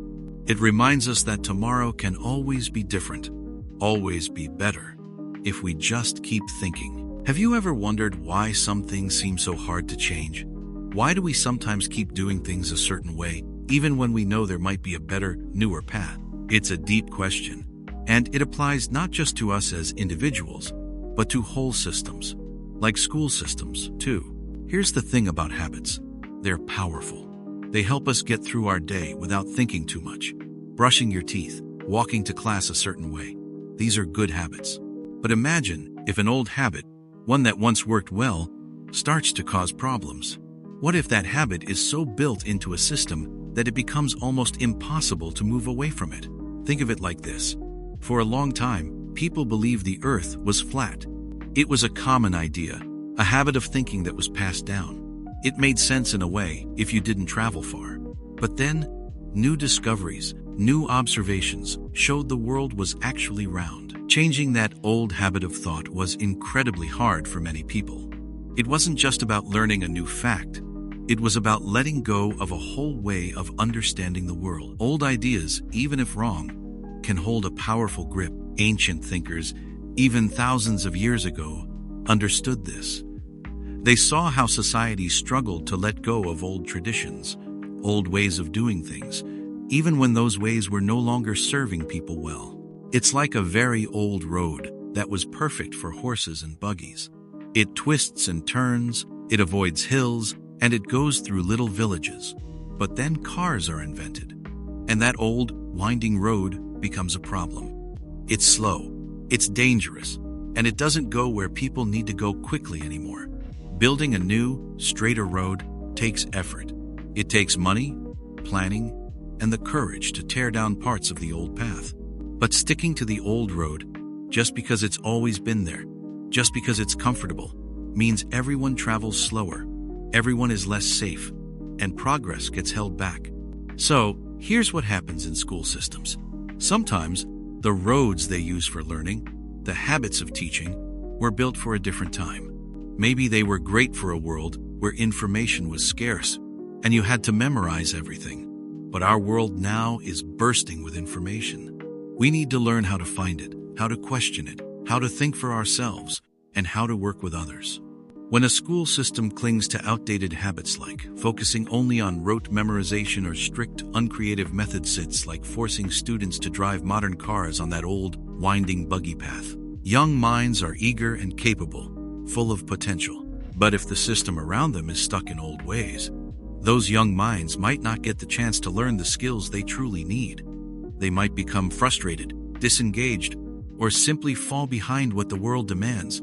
And that's why it matters so much. When old habits hurt young minds, it's not just a small problem. It means a generation might not be fully prepared for their future. It means their curiosity might be dulled. It means they might not see all the amazing possibilities out there. It's a quiet tragedy, really, when the very places meant to build futures end up holding them back because of paths they can't seem to leave. Have you ever watched something important slowly fall apart? Not with a crash, but with quiet neglect? Think of a beautiful garden. If the gardener stops watering, stops tending, stops caring, the plants don't die instantly. They wither, their colors dull. Over time, the garden, once vibrant, becomes a dusty, forgotten place. This is a bit like what happens when a school board stops caring. School boards are groups of people, often elected by the community. They make big decisions for our schools about money, what classes are taught, who gets hired, and school buildings. They are meant to be the guardians of education, making sure every student gets a fair chance to learn. But here's the thing. Sometimes, these guardians lose focus. They might get caught up in politics, or have their own goals, or just stop seeing the actual kids and teachers. When a school board doesn't truly care, it's not always obvious. There's no sudden announcement. Instead, it's a slow decay. Important repairs get put off. Textbooks become outdated. Talented teachers, feeling unsupported, leave. Programs like art, music, or clubs slowly disappear because funds are cut. Think of it like a ship at sea. The school board is like the captain and crew. Their job is to keep the ship safe, navigate, and make sure everyone on board is safe and on course. If they stop caring, if they ignore leaks, don't maintain the engine, or guess at the course, the ship doesn't sink right away. It takes on water, the engine sputters, and it drifts off course. The passengers, unaware of the neglect, are slowly put in danger. They might not notice small problems until it's too late, or until the journey becomes impossible. Historically, public education was a big promise. It was about giving every child, no matter their background, a chance to learn and become a good citizen. It was a shared investment by a community, believing educated people build a stronger society. When a school board stops caring, it breaks that promise. The community's investment in its children's future is neglected. The very foundation of what schools are meant to be starts to crack. And that's why it matters so much. When the people in charge don't care, it's not just about dusty classrooms or old books. It's about lost opportunities. It's about bright young minds not getting the support they need to shine. It's about dreams that never get to grow. This quiet failure often leads to the quiet fading of a community's hopes. It leaves behind a sense of what could have been, a sadness that lingers long after the last bell rings. Have you ever stopped to think about what fairness really means when it comes to learning? We talk about school, about getting an education, but what if not everyone gets the same chance, or the same kind of help? This is the struggle for equal learning, and it's a story as old as schools themselves. Here's the thing. For a long, long time in history, getting an education wasn't for everyone. It was often just for the wealthy, or for boys, or for certain groups. The idea that everyone, no matter who they are or where they live, should get a good education is actually quite new. It's a powerful idea that a society works best when all its people grow their minds. Making this idea real? That's been incredibly hard. Think about it like a group of plants in a garden. To grow strong and healthy, every single plant needs good soil, enough water, and sunlight. If some plants are in rich soil with plenty of water, and others are stuck in rocky dirt with hardly any sun, they won't grow the same. Some might struggle, while others will thrive. It's the same with schools. Equal learning isn't just about a school building. It's about skilled teachers, enough books, working computers, safe hallways, and even things like healthy food. It's also about smaller classes so teachers can truly help each student. And it's about resources for kids who learn differently, or who are going through tough times at home. Even today, school quality often depends on where it is. Schools in wealthier areas might have new technology, sports fields, and classes from robotics to music. But just a few miles away, a school in a poorer area might struggle. They might have old textbooks, too few teachers, or a leaking roof. That's not fair, and it matters deeply. Consider the kids in those different schools. Those with fewer resources might not get the same chances to learn complex ideas, or explore different subjects, or go on trips that open their minds. They might not even have a quiet place to study at home, or enough to eat, making it harder to focus. So, When they finish school, they might not be as ready for college or certain jobs as kids who had more. This struggle isn't just about fairness for students. It's also about how strong a nation can be. If many young people don't get a quality education, what happens to that nation's future? Will there be enough doctors, scientists, artists, or problem solvers? Can people understand complex issues and make good choices? The hard truth: when school systems fail to provide equal learning, they can hold back entire nations. It's like building a strong house with missing or weak foundation pieces. The whole structure suffers. The idea of truly equal learning is a promise. It's a promise that every young mind deserves to reach its fullest potential. Not just some. It's a journey society is still on. A constant effort to make sure the garden of human potential gets the water, soil, and light it needs for every single seed. It reminds us that education isn't just a personal journey, but a shared responsibility. Have you ever thought about what it truly means to be kept from learning? Imagine standing at the doorway of a huge library, full of stories and ideas, but being told you can't enter. Not because you did anything wrong, or because you aren't smart enough, but just because of who you are. For many girls throughout history, and even in some parts of the world today, this isn't a made-up story. It's their everyday reality. They are literally left out of school. Here's the thing. For a very long time in many societies, people just believed girls didn't need much education. They thought a girl's main job was to run a home and raise children. Things like reading complex books, understanding science, or studying history were seen as unnecessary for girls. So they were often kept at home or given very limited schooling, while their brothers went off to learn. This wasn't always a cruel decision. Sometimes it was just the way things had always been done, part of tradition. People thought they were doing what was best for society. But here's the problem. When you deny half your population the chance to learn and grow, you lose so much. Think about a soccer team trying to win a big championship. Half the players, specifically all the girls, are told they can't even get on the field. They have to sit on the sidelines, even if they're amazing players, just because they are girls. How well do you think that team will do? Not very well, right? The whole team suffers because vital talent and energy are kept out. And that's why it matters when girls are left out of school. Education isn't just about getting a job. It's about understanding the world. It's about learning to think, to solve problems, to have your own ideas. It's about building confidence and discovering what you're capable of. When girls are denied this, it's not just a personal loss for them. It's a huge loss for their families, their communities, and even their entire nations. Imagine all the great thinkers, the scientists, the artists, the leaders who never had a chance to shine, simply because they were girls. Their potential, their unique way of looking at the world, was never explored. So, when a school system or a society keeps girls from learning, it's not just failing those individual girls. It's holding back everyone. It's dimming the light that could shine on new ideas and progress. A nation needs all its members to be strong, smart, and able to contribute their best. When we ensure every child, boy or girl, has the chance to learn, we build a stronger, brighter world for us all. It reminds us that true progress happens only when every voice, every mind, is given the freedom to discover and to shine. Have you ever wondered why some students, especially boys, might leave school early and never come back? It's a quiet kind of leaving, not a loud protest, but it has huge effects, not just on them, but on entire nations. For many school systems around the world, one of their biggest challenges is keeping boys in the classroom. Here's the thing.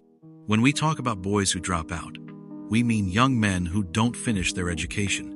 They might leave before high school, or sometimes even earlier. This isn't just about them missing out on grades. It's about them missing out on opportunities, on learning how the world works, and on finding their place in it. For a country, it means losing out on the unique talents and contributions of these individuals. For a long time, going to school wasn't something everyone did. In many places, boys were expected to learn trades from their fathers, or work in fields, or go off to sea. Formal schooling was often for the rich, or for those going into specific professions. But over the last few centuries, the idea grew that everyone should have a chance to learn, Schools were built for all, meant to be places where every child could grow. And that's a good idea. But sometimes, the way schools are set up, they don't quite fit everyone. Think about a river. Rivers need to flow, right? But sometimes, someone tries to build a dam or channel the river in a way that goes against its natural course. The water might still move, but it struggles, backs up, or finds a different, harder path. For some boys, school can feel like that dam or rigid channel. The traditional classroom, with its focus on sitting still, reading, and writing, might not connect with every boy's natural energy or learning style. Some boys learn best by doing, by moving, by seeing how things work in the real world. If a school system doesn't offer enough of those paths, some boys might just drift away, looking for their own flow. It's like when you're trying to put together a puzzle. If all the pieces are exactly the same shape, but the picture on each piece is different, it's still hard to make the whole picture. Our world is full of different kinds of minds, different ways of thinking and learning. A school system that tries to make every student fit the same mold or learn at the same pace can unintentionally push some people out. When we lose a boy from school, it's not just a number on a chart. It's a future electrician, a poet, a kind neighbor, a problem solver, or an inventor who might never fully bloom. It's a loss for them, yes, but also for all of us. Because a truly strong nation is one that finds a way for every single one of its people to find their voice and contribute their unique light to the world. Have you ever tried to learn something new when you felt really tired? Or maybe you were feeling a little sick? It's tough, right? Your brain just doesn't seem to work the way it usually does. Here's the thing. Education isn't just about textbooks and homework. It's also deeply tied to how well your body and mind are doing. Your health, both physical and mental, is like the silent partner in all your learning. It's what helps you take in new ideas, solve problems, and remember facts. Think about it this way. If your body isn't getting enough sleep, or good food, or if you're stressed out, your brain can't do its best work. It's like trying to run a marathon on an empty stomach. You might try, but you won't get very far. For a long time, people have understood this connection. Way back in ancient Greece, thousands of years ago, great thinkers talked about the idea of a sound mind and a sound body. This means that to have sharp thoughts and good ideas, you also need a healthy body. They knew that you couldn't separate one from the other. Your body helps your mind, and your mind helps your body. It's a simple idea, but it's powerful. Imagine your brain is like a garden. If you want beautiful flowers and strong plants, you have to give them the right things.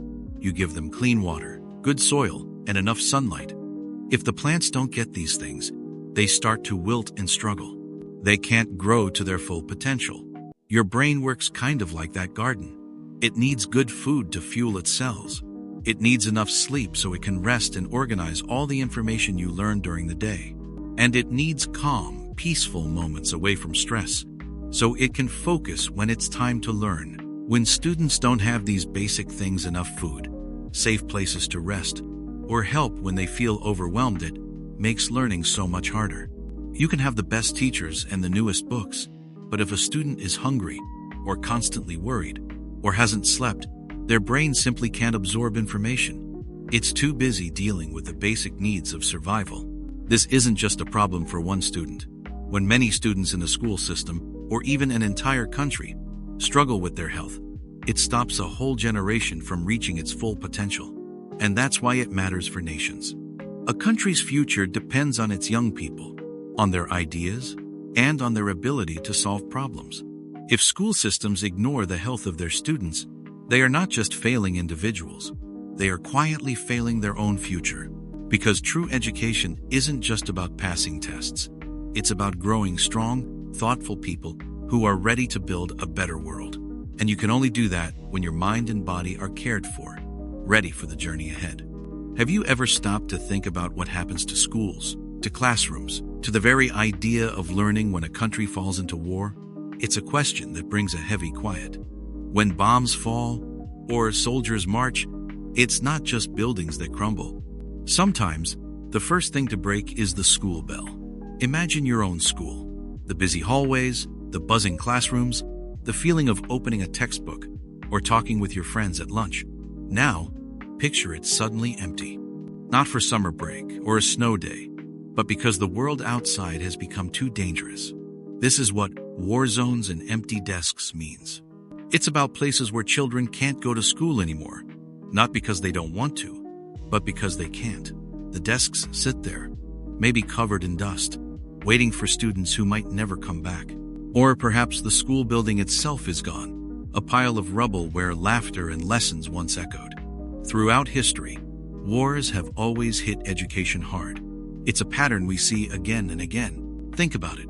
A country's future depends on its young people, on what they learn and how they grow. When war takes hold, it often tries to break this future.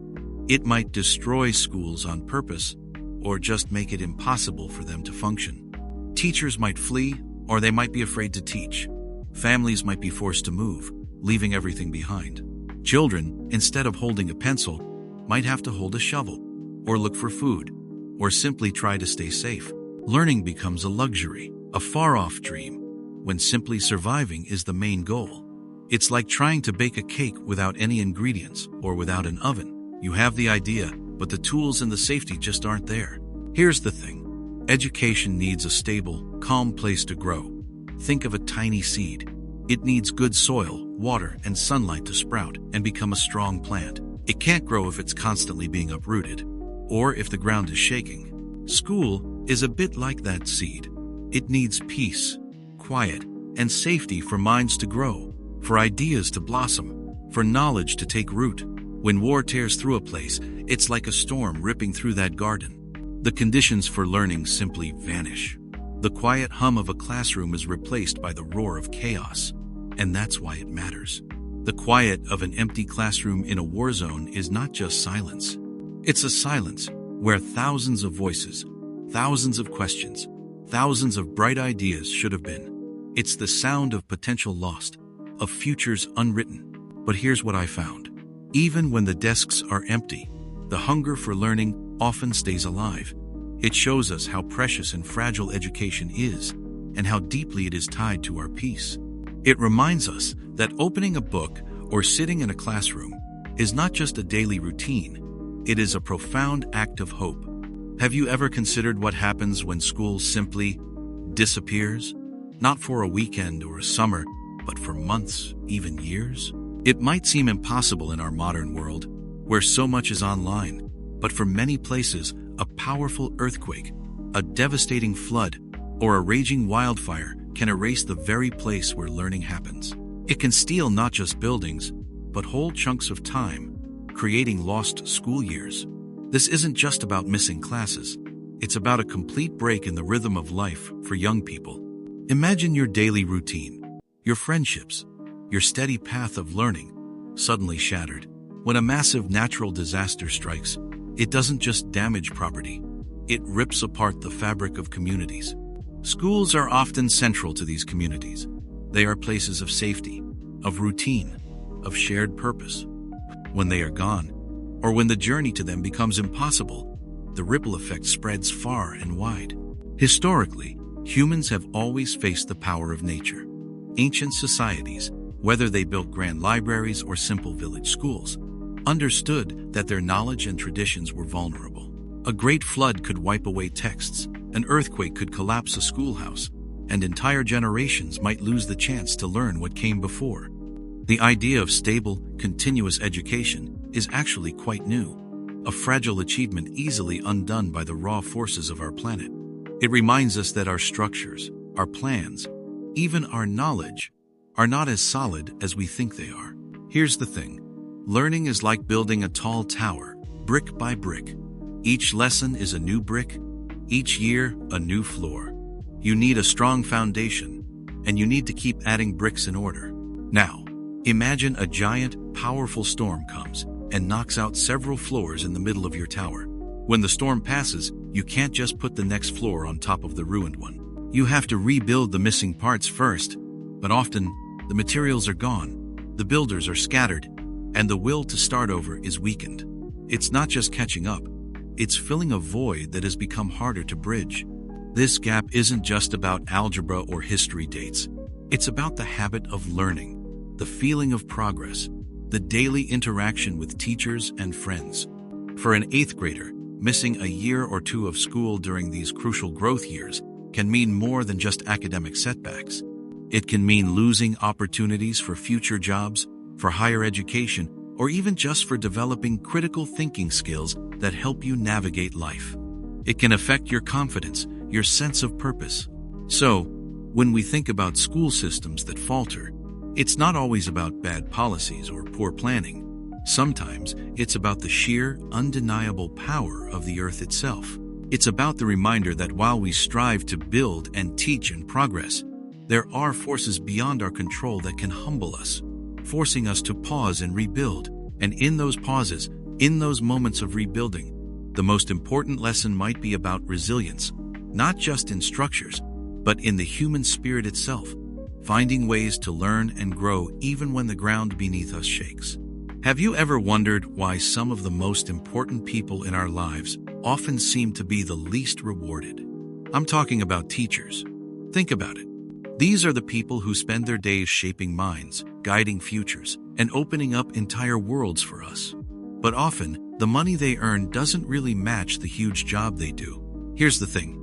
When we talk about school systems failing nations, we often look at big ideas like how the government runs things, or if there are enough books. But sometimes, the problem is much simpler and much deeper.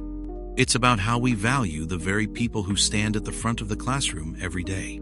If a teacher works tirelessly, putting in extra hours, buying supplies with their own money, and truly caring about every student, but still struggles to pay their bills, what does that tell us about how much we, as a society, truly value education? Throughout history, the role of teaching has changed a lot. In ancient times, in places like ancient Greece, philosophers like Socrates and Plato taught students not just facts, but how to think and how to live. They were respected guides. Their pay wasn't always money. Sometimes it was respect or a place in society.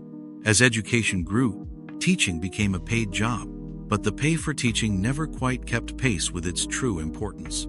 It's almost as if we started to see education as something that should be cheap instead of a true investment. This idea that teaching is a calling and not just a job can sometimes lead to the thought that teachers shouldn't expect high pay. But even the most passionate person needs to live. Imagine you're building a super complex machine, like a robot that can clean your room and do your homework. You need the very best parts, right? You wouldn't use cheap, flimsy wires or a rusty old motor if you wanted that robot to work perfectly and last a long time. You'd find the best quality parts, and you'd be willing to pay what they're worth. Building a nation, raising future citizens, is like building that super complex machine. Our kids are the most important parts of the future. And our teachers are the engineers, the designers, the ones who make sure every part is strong and works well. If we don't invest in the best engineers, if we don't pay them fairly for their skill and effort, then the machine or society, our nation, might not work as well as it could. It might break down more often, or not perform to its full potential. It's not just about getting a teacher in front of a class. It's about getting the best teachers and keeping them so they can keep getting better at their craft. So, what does this tell us? It suggests that if we truly want a strong future, we need to look closely at how we value our educators. It's not just about money, it's about respect. A teacher's work isn't just a job, it's the foundation of everything else. When teachers are undervalued, when they struggle, it sends a quiet message that education isn't a top priority. That message, in the long run, can chip away at the very strength of a nation, one classroom at a time. It's a quiet reminder that the greatest investments aren't in grand buildings, but in the people who light the path forward for others. Have you ever thought about what happens when something important is broken, but you can't quite see all the damage right away? Like a crack hidden deep inside a building's foundation, or a tree whose roots are slowly dying underground. You might not see it, but the harm is growing. This is a bit like the hidden damage that poor school systems can do. It's not just about low test scores or not learning enough facts. The harm goes much, much deeper. Here's the thing. Schools are not just places to learn math or history. They are meant to help shape who we become as people. For hundreds of years, thinkers and leaders have understood this. They knew that a good education was about more than just knowledge. It was about teaching people how to think clearly, how to solve problems, how to be curious, and how to understand the world around them. It was about building good citizens, people who could contribute to their communities and help their nations grow strong. So, when schools fail, it's not just a few missed lessons. It's like planting a tiny seed in bad soil. Imagine a beautiful, strong oak tree. It starts as a small acorn. If you put that acorn in rich, healthy soil, give it enough water, and make sure it gets sunlight, it will grow tall and mighty. Its roots will go deep, its branches will spread wide, and it will stand strong for centuries, providing shade and life. But what if you plant that same acorn in rocky, dry soil? What if it doesn't get enough water or sunlight? It might sprout a little, but it will struggle. It won't grow as tall, its branches will be weak, and its roots won't hold it firmly.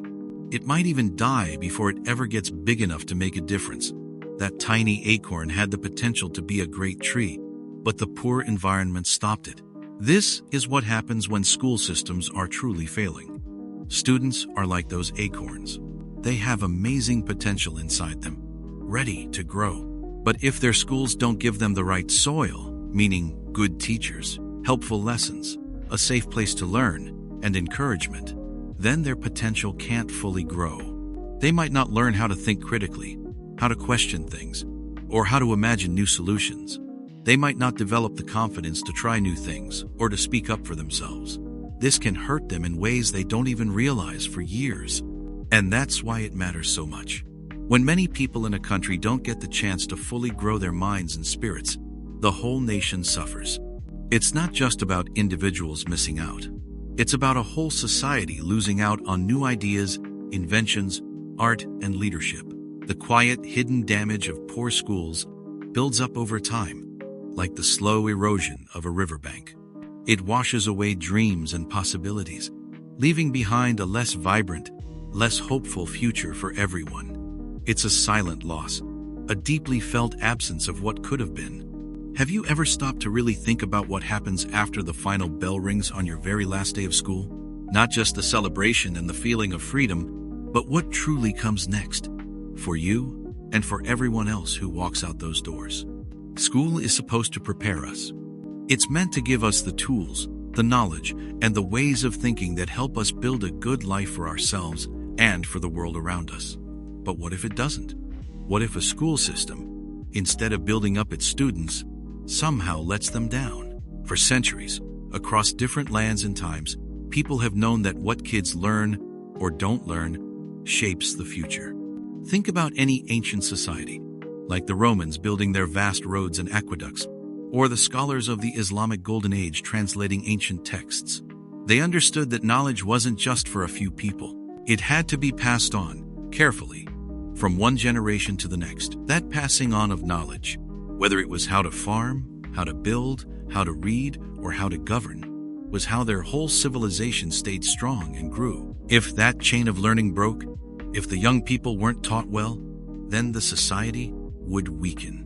Important skills would be lost, new ideas wouldn't bloom, and the entire group would struggle, perhaps even crumble. Think of it like this: building a house. Every school year is like laying down a part of the foundation, then the walls, then the roof.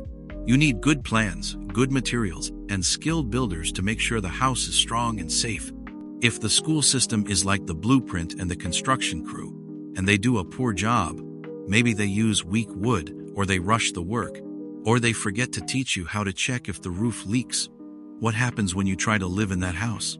It might stand for a bit, but cracks will appear. The walls might lean. Eventually, it could even fall apart.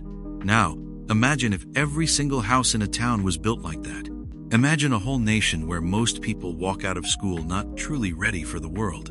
They might struggle to find good jobs because they don't have the skills employers need. They might find it hard to understand complex problems in their country because they weren't taught how to think critically, how to ask deep questions, or how to see different sides of an issue. They might feel lost, unsure how to make their voices heard or how to make their community better. When many people struggle, it creates a ripple effect. Businesses can't find skilled workers, so the economy slows down, and jobs become harder to find for everyone. People might become frustrated, leading to anger or a feeling of hopelessness. They might not trust their leaders or each other. Crime might go up. A nation needs its people to be healthy, to be engaged in their communities, and to be able to contribute new ideas and solutions. If the very foundation of their education is weak, if it hasn't truly prepared them for the challenges of life, then the entire structure of the nation can begin to crack and waver. So, when we talk about school systems that failed entire nations, we're talking about more than just low test scores or forgotten homework. We're talking about the slow, quiet wearing away of what makes a society strong and hopeful. It's about a future that slowly dims because the light of knowledge, critical thinking, and real-world preparedness wasn't properly shared.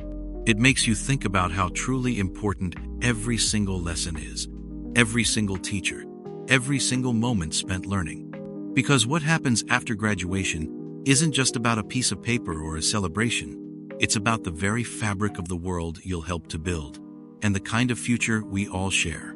Have you ever wondered why some things seem to get stuck, like an old song playing over and over, or a broken clock that always shows the wrong time? It's not just objects that get stuck. Sometimes whole countries, whole nations seem to get stuck too. When we talk about nations stuck in the past, it means a whole country, or at least its main systems, have stopped moving forward. They hold on to old ideas, old ways of doing things, even when the world around them has changed completely. And here's the thing. Education is one of the most important places where this can happen. Imagine a school system still teaching only what was important 100 years ago. Things like memorizing facts that are now just a quick search away, or ignoring new skills that today's world desperately needs, like coding or how to think critically about information. Think about history. For centuries, people believed the earth was flat. It was the accepted truth. But then, brave explorers and thinkers dared to question that. They used new observations, new tools, and slowly, the truth came out. The earth is round. But not everyone accepted it right away. Some clung to the old idea because it was comfortable. It was what they knew. This resistance to new facts, even when they are clear, can hold people back. It can hold a whole society back. It's a bit like a sailor trying to navigate the ocean with an ancient map. This map was great for its time, but it doesn't show the new continents, the changing currents, or the deeper parts of the sea that we've discovered. If that sailor refuses to use new maps, refuses to learn about new navigation tools like GPS, they will never reach new places. They'll just keep sailing in circles, or worse, crash into something they don't even know exists. A nation's education system is like that map. If it doesn't update, if it doesn't show the way to the future, its students, its young people, will struggle to navigate the real world. So, when we say a nation is stuck in the past, it's not just about old buildings or old clothes. It's about ideas. It's about how people think, how they learn. It's about an education system that isn't preparing its students for tomorrow, but for yesterday. And that's why it matters so much. Because when a country's schools fail to move forward, it's not just a small problem. It means a whole generation, maybe even many generations, don't get the chance to grow, to innovate, to solve the big problems of their time. They are held back, not by their own fault, but by a system that couldn't let go of the past. Imagine millions of young minds, full of potential, never really getting to use it, never knowing what they could have built or discovered. It's a quiet tragedy, a lost opportunity for millions, because the very foundation of their future, their learning, remained frozen in time. It shows how something as simple as holding on to old ways can truly shape, and sometimes limit, an entire nation's destiny. Have you ever heard the saying, "Those who do not learn history are doomed to repeat it"? It might sound like something from an old book, but it holds a deep, quiet truth. Here's the thing. Every single day, we learn lessons. We learn not to touch a hot stove twice, or to study for a test if we want a good grade. These are small, personal lessons. But what about the bigger lessons? The ones learned by whole groups of people, or even entire countries? What happens when those lessons are forgotten? Or worse, never truly understood in the first place? The danger of unlearned lessons is that they don't just disappear. They wait, they hide in the shadows, like an old, dusty problem in the back of a closet. And if we don't open that closet, look at the problem, and figure out how to fix it, it will eventually come out again. Think about it. Ancient thinkers, hundreds and thousands of years ago, spent their lives trying to understand how people could live well together, how societies could stay strong, and why some fell apart. They wrote down their ideas, like warnings or maps, but often, later generations would ignore those maps, thinking they knew better, or simply not bothering to look. And then, surprisingly, they would find themselves walking down the exact same difficult paths their ancestors did. This isn't just about ancient history. It happens now, all the time. It's not about blame, but about understanding that human nature and the challenges we face often echo across time. Imagine you're trying to build a tall tower out of blocks. The first time, it keeps wobbling and falling over because you didn't make the base wide enough. So, you learn. The next time, you build a wide, sturdy base, and the tower stands strong. But what if, months later, you decide to build another tower, and you completely forget that first lesson? You just start stacking blocks quickly, making the base narrow again. What happens? The tower falls.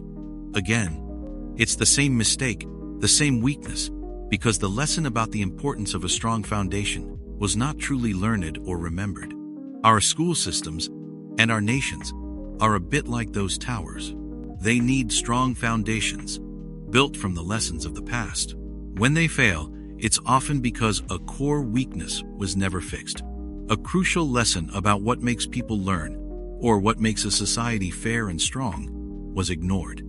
So when we look at school systems that faced huge problems, or even failed nations, we're not just looking at past events. We are looking at echoes. We are seeing what happens when the hard-won wisdom of previous generations is left unexamined.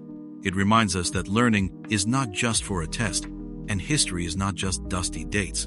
It's a living guide, a quiet voice telling us what paths to avoid, and what foundations we must truly build if we hope to build something better and lasting. And maybe, just maybe, if we listen closely enough, we can help write a different story for tomorrow. Have you ever felt like you've seen something before, even if you know you haven't? Or that a certain kind of problem just keeps showing up no matter what? It's a bit like that with history, too. People often say, history repeats itself. But what does that really mean? It doesn't mean the exact same things happen over and over, like a movie playing on a loop. The world changes. We have different technologies, different clothes, different ways of talking. But here's the thing. Human nature, deep down, stays pretty much the same. Our hopes, our fears, our desires, our struggles for power, our dreams for a better future, those don't really change. Think about it. Thousands of years ago, people built great civilizations. They worried about food, about who was in charge, about keeping their communities safe. They had arguments, made big mistakes, and sometimes they rose to incredible heights, and sometimes they fell apart. Even though they didn't have cell phones or the internet, the core challenges they faced were often similar to what we face today. They might have had different tools, but the basic human emotions and decisions leading to success or failure were very much alike. Here's a simple way to think about it. Imagine you're learning to play basketball. Maybe you keep missing free throws because your elbow flares out. Your coach tells you to keep your elbow tucked in. You try it. It works a few times, but then, in the heat of a game, you forget and your elbow flares out again. You make the same mistake. It's a small thing, but it's a pattern. You're repeating a mistake because you haven't truly learned the lesson and changed your habit. Or maybe you're doing a science experiment and you skip a step because you think it's not important. The experiment fails. Next time, you do the same thing, forgetting why it failed before. The result is the same. Now, imagine that on a much, much bigger scale. For a school system or even a whole country. If people in charge don't look back at why certain decisions failed in the past, why a particular teaching method didn't work, or why a certain way of running a government caused problems, they might just try something very similar again. And when they do, they often end up with similar results, even if they're using new names or new technology.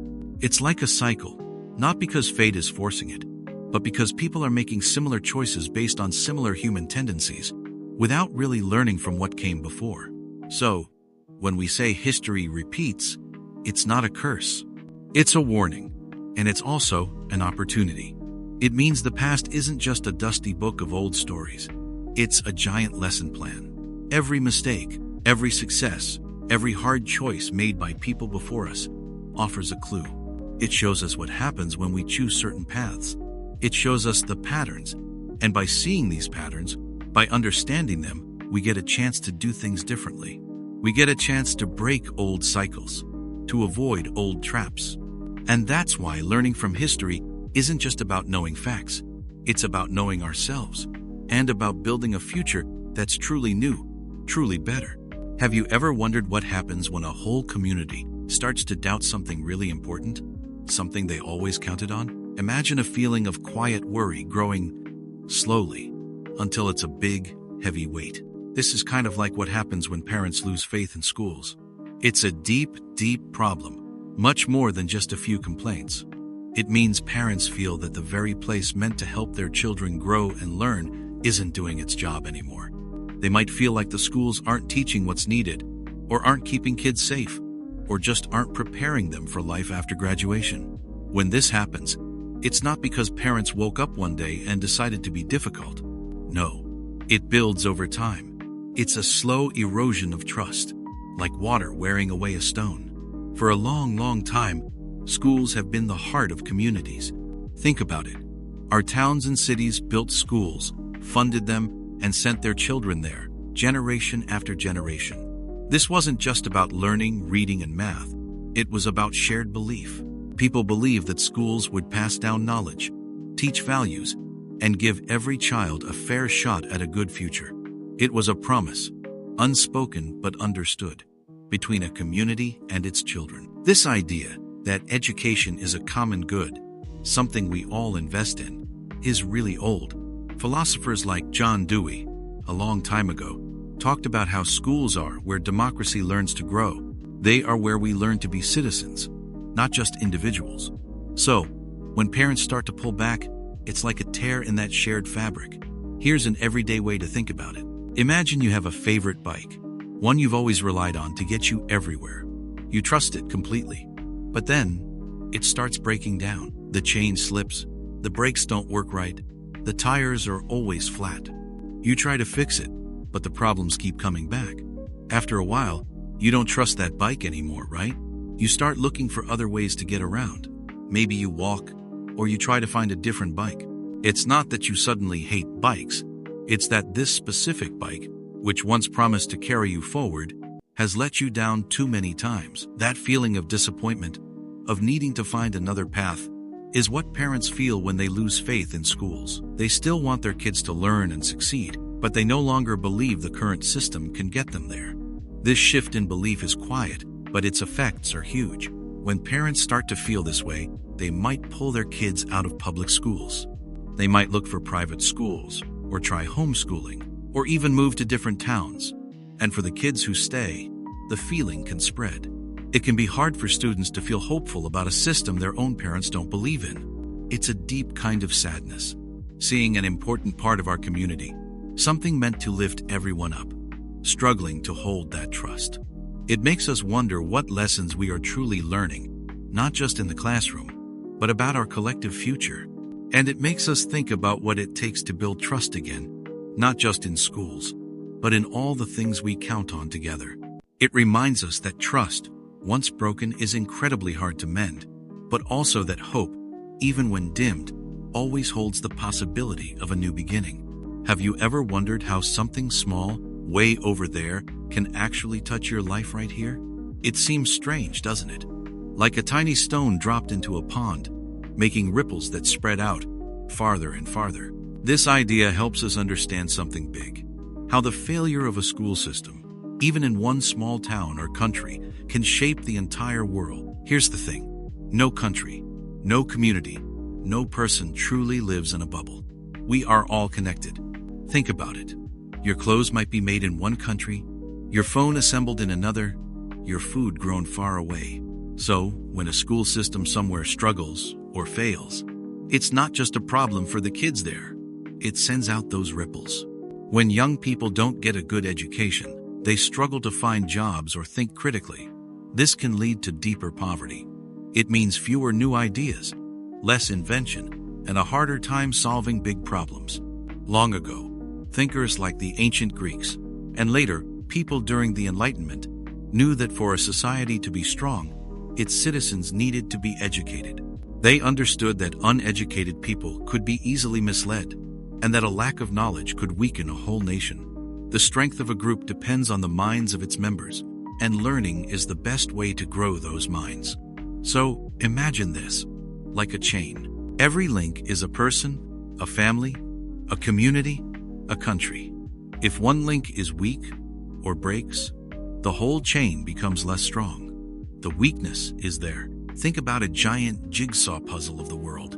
If one piece is missing or broken, the picture isn't complete. It messes up parts around it, and the whole image suffers. If a school system fails, it's like a broken puzzle piece. The students might not grow up to be doctors, engineers, or thinkers who solve global challenges like climate change or new diseases. They might not contribute to the big picture the way they could have. And that's why it matters to everyone, everywhere. A lack of education in one place can mean a future scientist who could have found a cure never gets to learn. It could mean an innovator who might have created clean energy never develops their skills. It could even mean more misunderstanding between different parts of the world because people haven't learned to truly understand each other. So, when we look at school systems that have struggled, we're not just looking at local issues. We're seeing how small cracks can lead to big problems, how something far away can still touch us.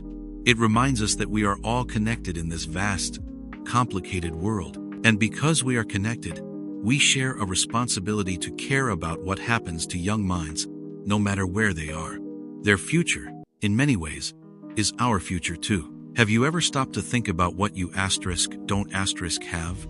Not just a cool new gadget, but something fundamental. Imagine living in a time or place where a simple tool, something you take for granted, just doesn't exist. That absence can shape entire lives, even entire nations, in ways we rarely consider. This is about how technology can be missed, not just forgotten, but as a deep, aching void. Here's the thing. Technology isn't just about computers and smartphones. It's any tool, any method, any invention that helps us do things better or differently. A wheel is technology. A pen is technology. A simple, clean water filter is technology. For much of human history, progress was slow. New ideas, new tools took a long time to spread. Sometimes, a breakthrough invention simply didn't happen when it could have, or it was lost. And that's why it matters. Think about the printing press, invented by Johannes Gutenberg hundreds of years ago. Before the press, books were copied by hand. It was slow work, and books were rare and expensive. Only a very few people could own them, or even read them. So, knowledge was hoarded. Ideas couldn't travel far or fast. Most people lived and died without ever seeing a book. They relied on what they heard, what was told to them. But here's what happened. The printing press changed everything. Suddenly, books could be made much faster and cheaper. Knowledge started to spread like wildfire. More people learned to read. New ideas, scientific discoveries, different ways of thinking. They could all be shared widely. This wasn't just about reading a story. It was about creating a shared understanding, a common base of knowledge that helped societies grow. It helped people question old ways and invent new ones. Without the printing press, Europe's Age of Enlightenment, the spread of science, even movements for democracy, might have been very different, or not happened at all, for a long, long time. The technology of spreading words was deeply missed before it arrived. You can see this in your own life too. Think about trying to do a school project without the internet. It sounds wild, right? You'd have to go to a library, hope they have the right books, read through them, take notes by hand. It would take so much longer. If you wanted to talk to someone on the other side of the world, you'd write a letter and wait weeks for a reply. The internet isn't just a convenience.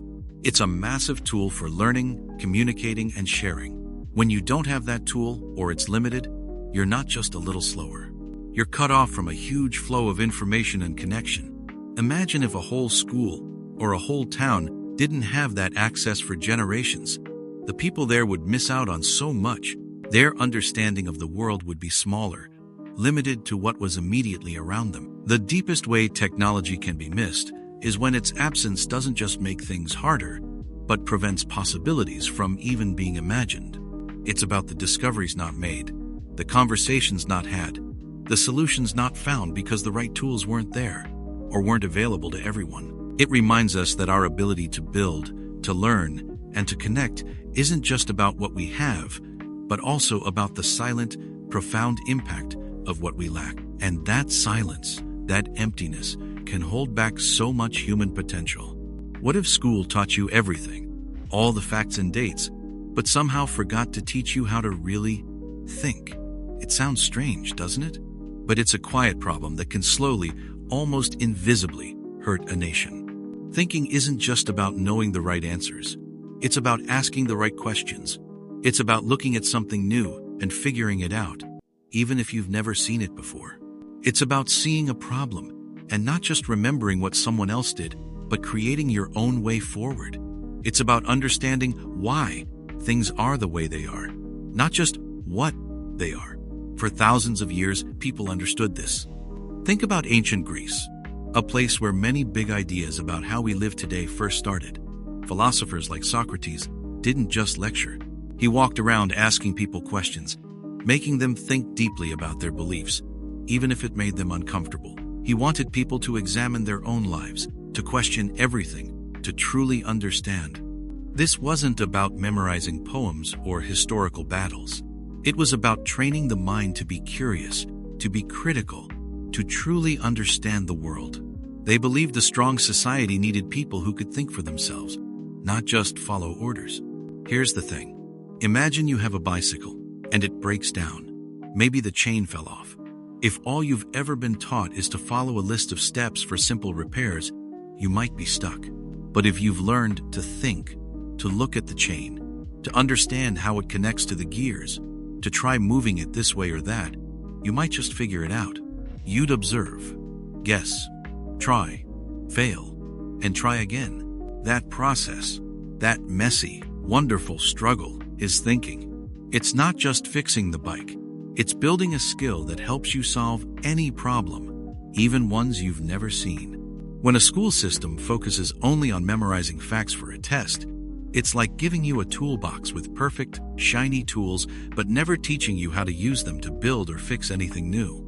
You might know what a hammer is, but can you build a treehouse? A nation full of people who only know what to repeat, but can't truly think, might struggle to solve big challenges. They might just accept what they're told, without asking if it's true or if there's a better way.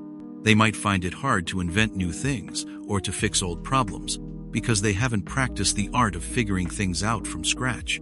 So, when we talk about schools failing, sometimes it's not about what they didn't teach, but what they didn't encourage. It's about the quiet loss of curiosity, the habit of asking why, the confidence to explore an idea even when it's hard. A mind that can truly think is like a compass. It can find its way, even in unknown territory.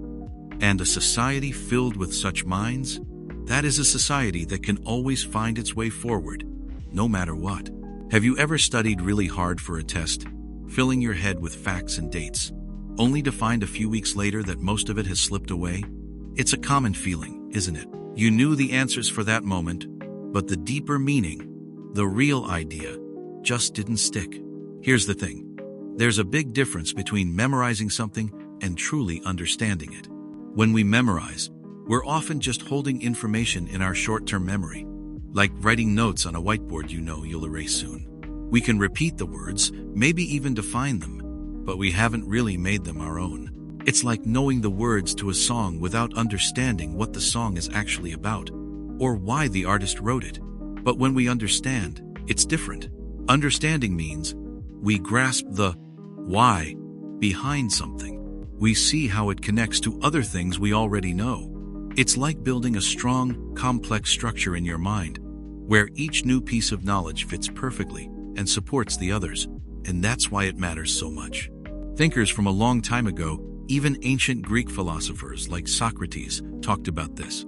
They believed that just knowing a bunch of facts wasn't wisdom. True wisdom came from asking questions, from digging deeper, and from truly understanding the world around you.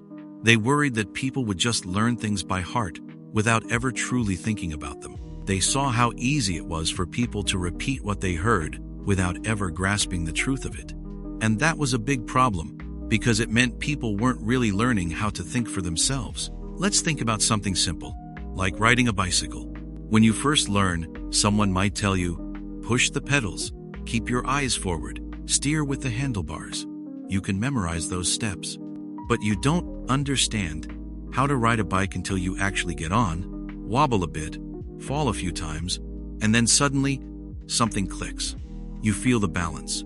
You feel how your body works with the bike. You might not be able to explain the physics perfectly, but you know how to do it. You have a deep understanding that goes beyond just the words someone told you. You can adapt to different paths, different speeds. The problem comes when school systems focus too much on just memorizing. When the only goal is to pass a test by recalling facts, we lose the chance to build that deep understanding. We might pass, but we don't truly learn. And if we don't understand, we can't really use that knowledge to solve new problems, or to think in new ways, or to make the world better. It's like having a toolbox full of tools, but not knowing what each tool is for, or how to use them to build something new. Real learning isn't about how much information you can hold in your head for a short time. It's about how that information changes you, how it helps you see the world differently, and how it helps you figure things out. When we understand, knowledge becomes a part of us, a quiet strength that helps us navigate life's journey, rather than just a list of things to remember and forget. Have you ever wondered why we take so many tests in school? It feels like sometimes your whole year, your whole understanding, gets boiled down to a single number on a page. And here's the thing. While tests can show what you know, too many of them can actually get in the way of real learning. Think about it like this. Imagine you're building a house. Every day, someone comes by and gives you a small test. Did you nail this one board correctly? Is this brick perfectly straight?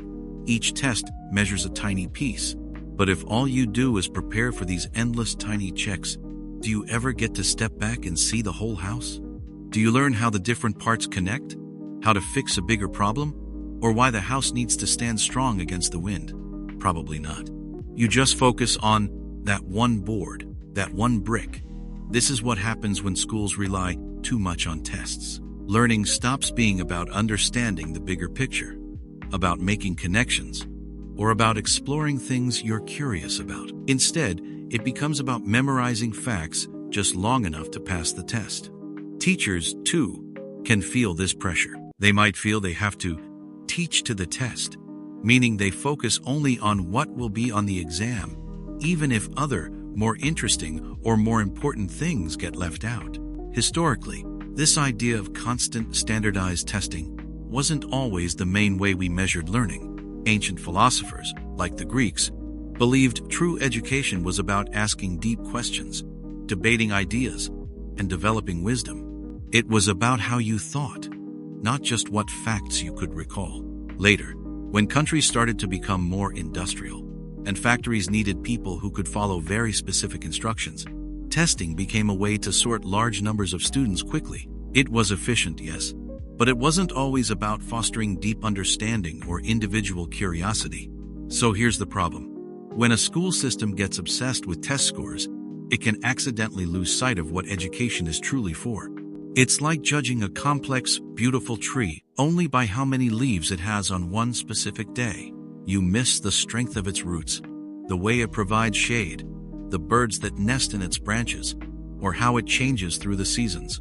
A single score can never truly capture how a mind grows, how a student understands a difficult concept, or how they use their knowledge to think creatively or solve problems. What we learn isn't just about getting the right answer on a multiple-choice question. It's about how we learn to think, how we question the world around us, and how we connect new ideas to old ones. Real learning is a journey, not just a series of checkpoints. It's about building a strong, lasting foundation in our minds, something that lets us keep learning and growing long after the last test paper is handed in. We deserve an education that helps us become curious, thoughtful people, not just good test takers. Have you ever felt like you just didn't belong somewhere? Maybe a club you joined, or a class that felt completely out of sync with who you are. It's a strange feeling, like trying to fit a square peg into a round hole. Well, imagine if that feeling applied to an entire school system, or even how education works for a whole country. Here's the thing. Schools are not just places where facts are taught. They are living, breathing spaces meant to help young people grow. But for them to truly help, they need to connect with the world outside their walls. They need to fit the culture of the people they serve. What does that even mean? Fit the culture. Think about it like this. Every group of people, every society, has its own unique way of seeing the world. They have their own stories, their own ways of teaching right from wrong, their own ideas about what's important to learn. For thousands of years, long before brick buildings with classrooms, people taught their children exactly what they needed to know to survive and thrive in their world. Hunters taught tracking, farmers taught planting, storytellers passed down history. This was all part of their culture, and learning was woven right into it. But then, sometimes, education got disconnected. Powerful nations would sometimes set up schools in lands they had taken over. These new schools didn't care much about the local culture. They brought their own books, their own languages, and their own ideas of what was important. They taught history from their viewpoint, not from the local people's passion. They often taught skills that didn't matter in the local villages or towns. Or even worse, they made children feel ashamed of their own traditions and languages. It's like trying to grow a delicate, tropical plant in freezing, rocky soil. No matter how perfect the seed, no matter how much water you give it, it just won't grow if the environment isn't right for it. The soil, the light, the temperature, these are the culture for a plant. If a school system, like that seed, is brought into a place where the cultural soil isn't right, where it doesn't match the values, beliefs, and ways of life of the people, then it struggles. It might even wither away. When schools don't fit the culture, students can feel lost, even invisible. The lessons don't make sense in their daily lives. The stories don't sound like their own. They learn to dismiss their own heritage, or they simply disengage. They might show up, but their hearts and minds aren't truly there. And that's why it matters. If the very place meant to prepare young people for life teaches them that their own culture is wrong or unimportant, it doesn't build up a nation. It can actually weaken it from the inside out. So, a school is more than just a place of learning. It's a mirror, a window. It should reflect the community it serves, while also opening windows to new possibilities. When it fails to do that, when it demands that a culture change to fit the school, rather than the school adapting to nurture the culture, it can create a deep disconnect. It reminds us that true education honors where we come from, even as it guides us toward where we want to go. Have you ever wondered why school is the way it is? Or why some schools seem to struggle more than others? It's easy to think of a school building as just walls and desks. But a school is also an idea. It's a promise. A promise that every young mind will get the tools they need to grow, to question, to build a future. For a long time, across many places, this promise was broken. Not everyone had access to learning. Sometimes, only the rich could afford an education. Or only certain groups were allowed to learn. This wasn't fair. People saw that knowledge isn't just for a few, it's for everyone. And so, a quiet, powerful idea began to spread: public education. This was the idea that schooling should be available to all, paid for by the community, for the good of the community. This wasn't an easy idea to make real. It meant big changes. It meant people had to come together and say, "We believe in our children. We believe in our future." Think about a garden, a small garden patch in someone's backyard. If that garden gets good soil, enough water, and sunlight, and someone takes time to pull the weeds, the plants grow strong. They produce good fruit or beautiful flowers. But if the soil is poor, or there's not enough water, or weeds take over, what happens? The plants struggle. They might not grow at all. They might even die. A school system is a lot like that garden. The students are the plants. The teachers, the books, the safe buildings, the good ideas, those are the soil, the water, the sunlight, and the people who lead the schools, who decide how money is spent, how lessons are taught. They're the gardeners. If the gardeners don't put in the care, or if they don't have the right tools, or if the soil is just bad to begin with, the plants struggle. It doesn't matter how much the individual plants want to grow if the conditions aren't right. And here's the thing. Everyone deserves a good garden to grow in. So, the fight for better schools isn't always a loud battle with armies. Sometimes, it's a slow, steady push. It's parents asking for more textbooks. It's teachers asking for smaller class sizes. It's students speaking up about what they need to learn. It's communities voting for taxes that go to schools, even when it's hard. It's about recognizing that education is a right, not a privilege. And when that right is taken away, or when it's just not good enough, it limits not just one person, but a whole generation. It limits what a nation can become. When a nation's schools fail, it often means the voices of its children, their ideas, their possible inventions, their future leaders, are not being nurtured. It means the garden is left untended. This fight for good schools, then, is a fight for human potential. It's a quiet hope passed from one generation to the next. It says that no matter where you start, or how much money your family has, your mind matters. Your chance to learn matters. And the quality of the learning space you enter each day shapes not just your path, but the path of everyone around you. It's a reminder that truly strong nations are built not on grand armies or glittering wealth, but on the minds of their people, carefully and thoughtfully educated. Have you ever thought about how a problem in one small part of a system can eventually hurt the whole thing? It's easy to see how a broken wheel stops a bike. But what about something bigger, less obvious? What happens when the place meant to build up young minds instead lets them fall behind? When school systems fail, it's not just about grades or test scores. It's about people. It's about the children who grow into adults without the tools they need to live full, meaningful lives. Think about it. If many students leave school unprepared, what does that mean for their jobs? For their ability to take care of themselves or their families? It's a quiet kind of harm, but it spreads deep into the soil of a community. For thousands of years, people have known that teaching the young is key to everything. In ancient times, elders would pass down stories, skills, and wisdom. They understood that if the next generation didn't learn, their whole way of life could vanish. Later, when formal schools started, the idea was the same: to make sure knowledge wasn't lost, but grew stronger. It was always about preparing people for the future, building something lasting. When this chain breaks, when the learning doesn't happen, the very foundation of what a community can become starts to crack. It's not just about personal failure. It's a loss of shared potential. Imagine your community is like a town that relies on one main source of water. This water is not just for drinking. It waters the farms, runs the factories, and keeps everything alive.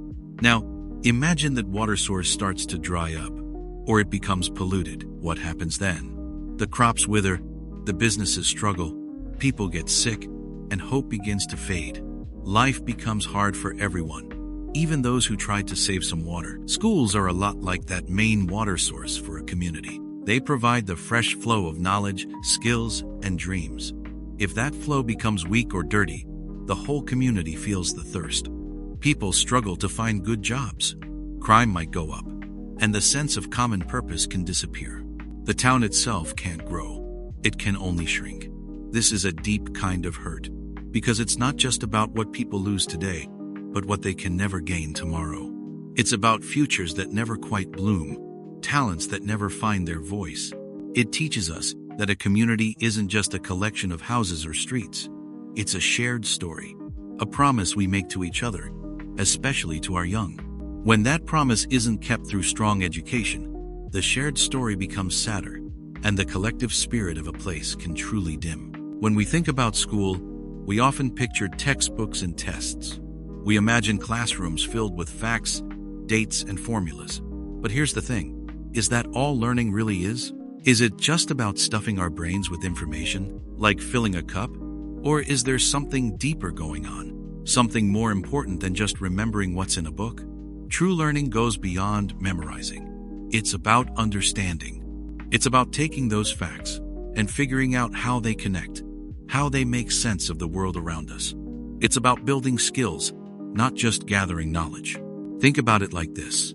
You can know all the parts of a bicycle, but you haven't truly learned to ride until you can balance, pedal, and move forward on your own. That's applying what you know. For centuries, long before modern schools, people learned by doing, by watching, and by being part of their communities.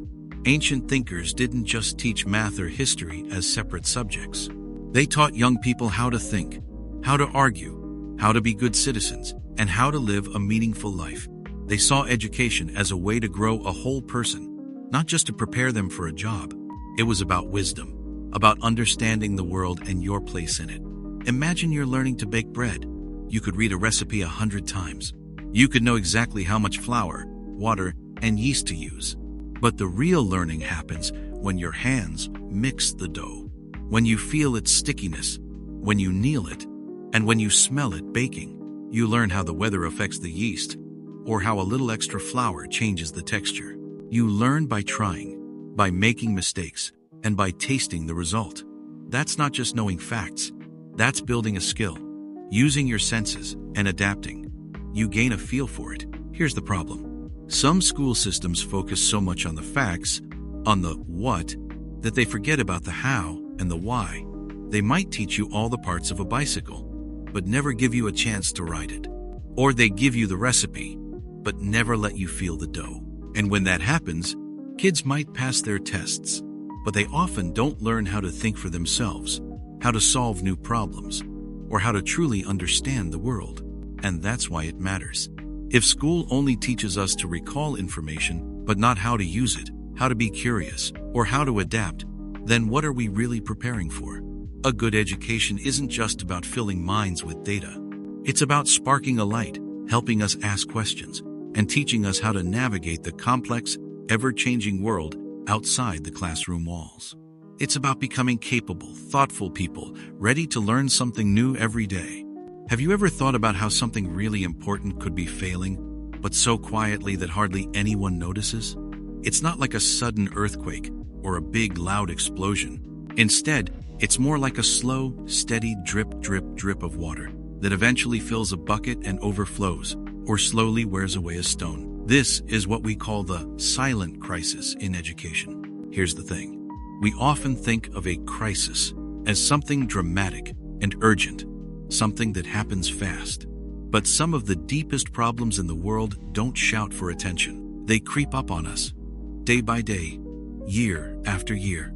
Education is one of those areas. When schools aren't doing what they're supposed to, the problems don't show up on tomorrow's news.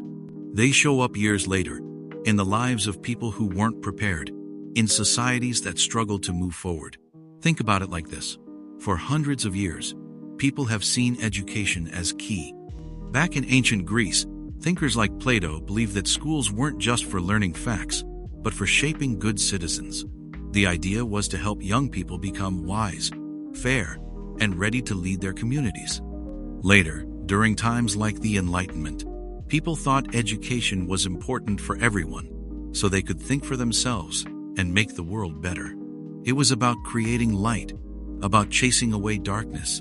It was never just about getting a job or memorizing dates. It was about building strong minds and strong communities.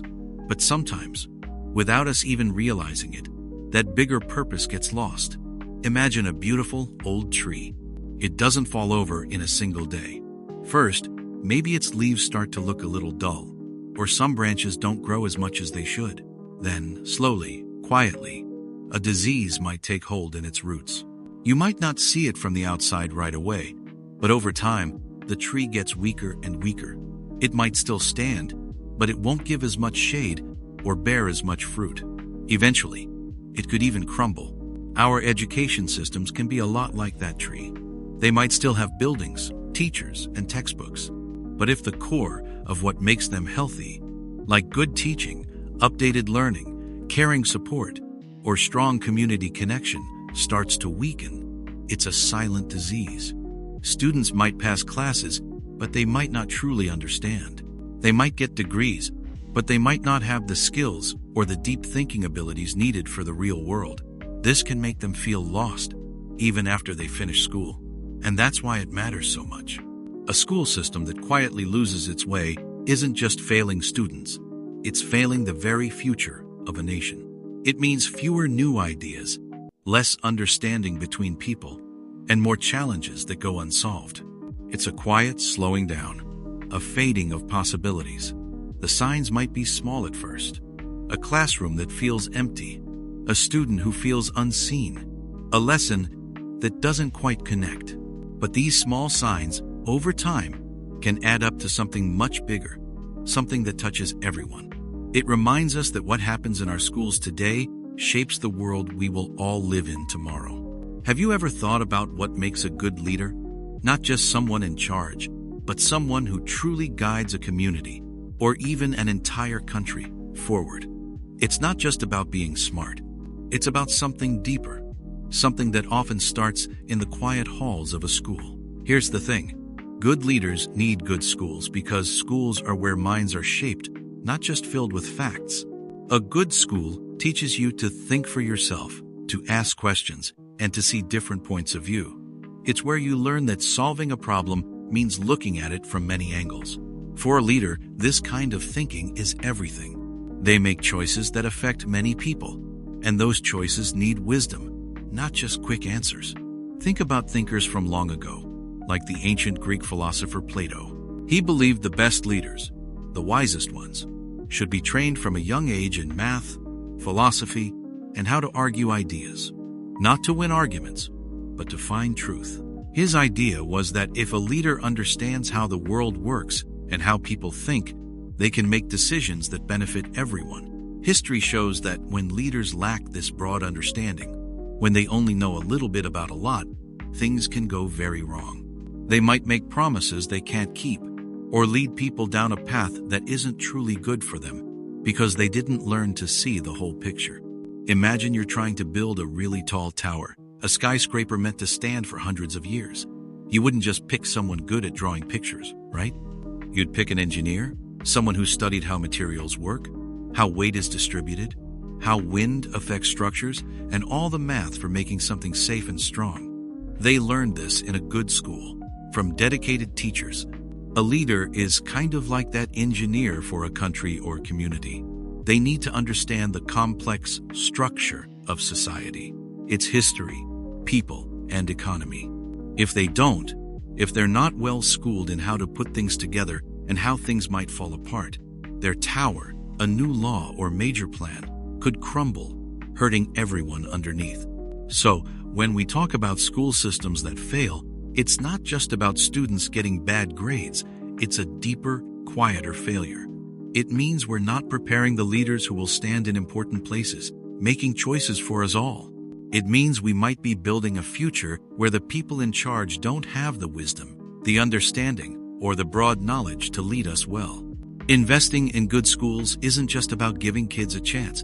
It's about building a foundation for a stronger, more thoughtful world, led by minds that truly understand the weight of their decisions. Have you ever stopped to think about what you truly deserve just for being born? Things like clean water, enough food, a safe place to sleep. Most people agree these are basic needs, fundamental to survival. But what about education? Is learning a privilege, something only some people get? Or is it a right that everyone, everywhere, should have? Here's the thing. For a long time now, many thinkers, leaders, and everyday people have come to believe that education isn't just a nice extra. They see it as a basic human right, just like the right to live freely, or the right to be treated fairly.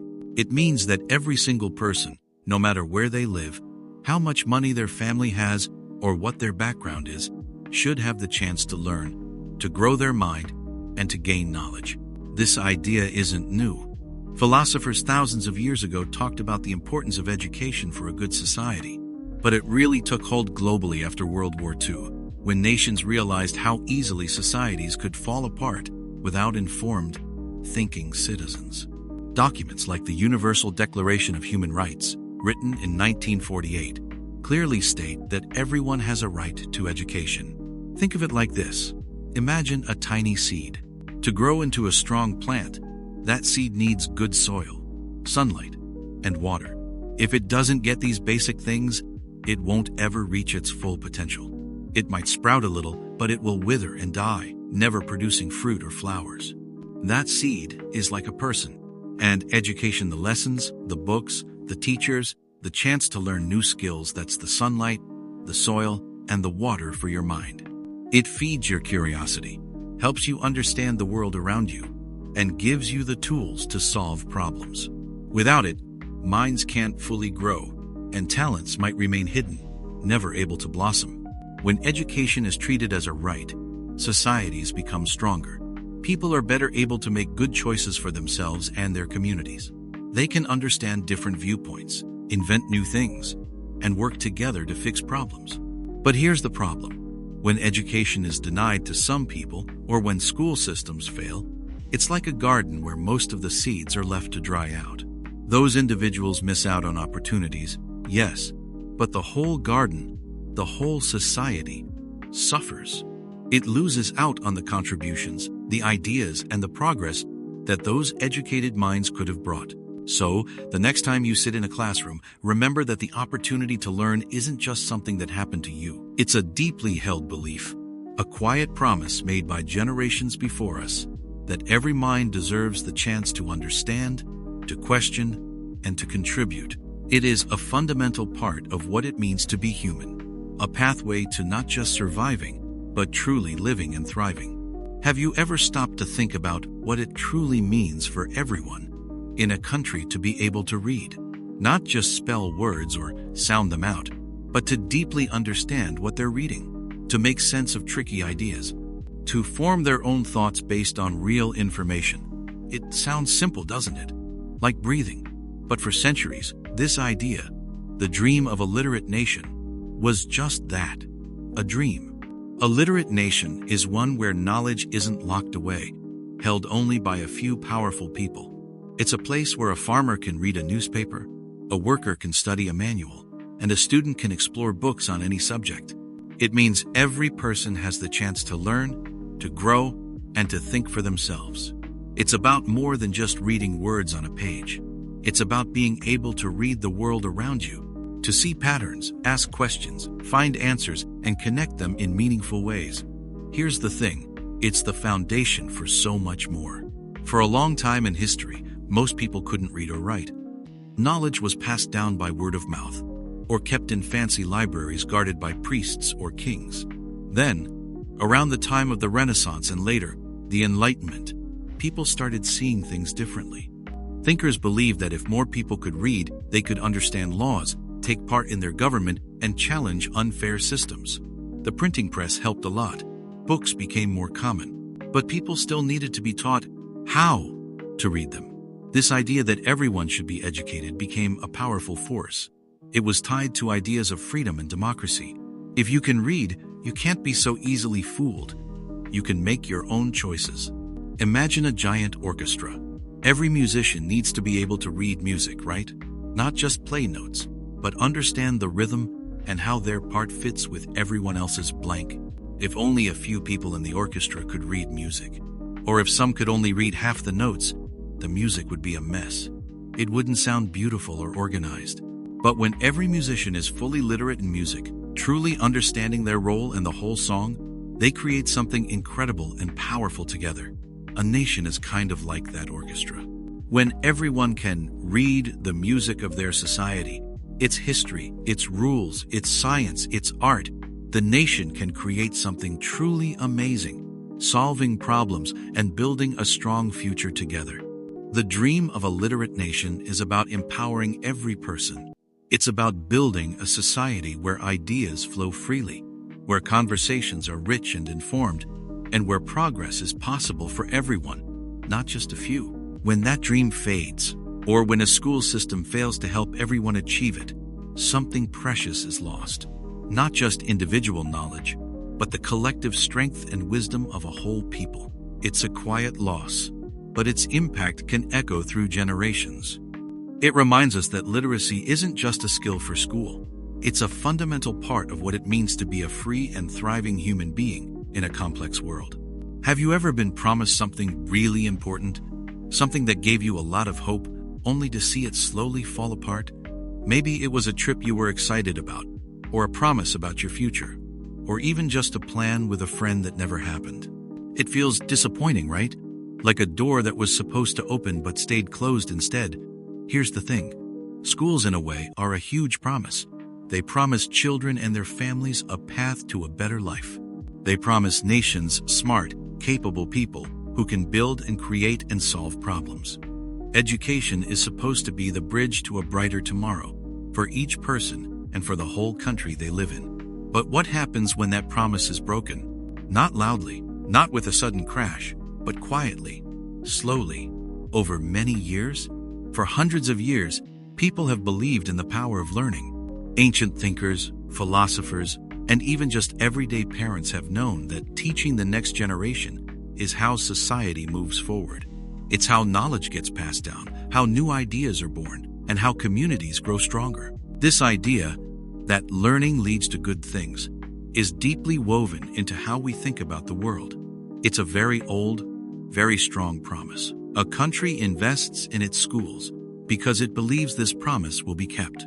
It believes its young people will gain the skills and wisdom they need to thrive. Think about it like this. Imagine you're working on a big group project for school, maybe a science fair display. Your team promises to help. Everyone has a part, and you trust them to do their share. But then, some don't show up.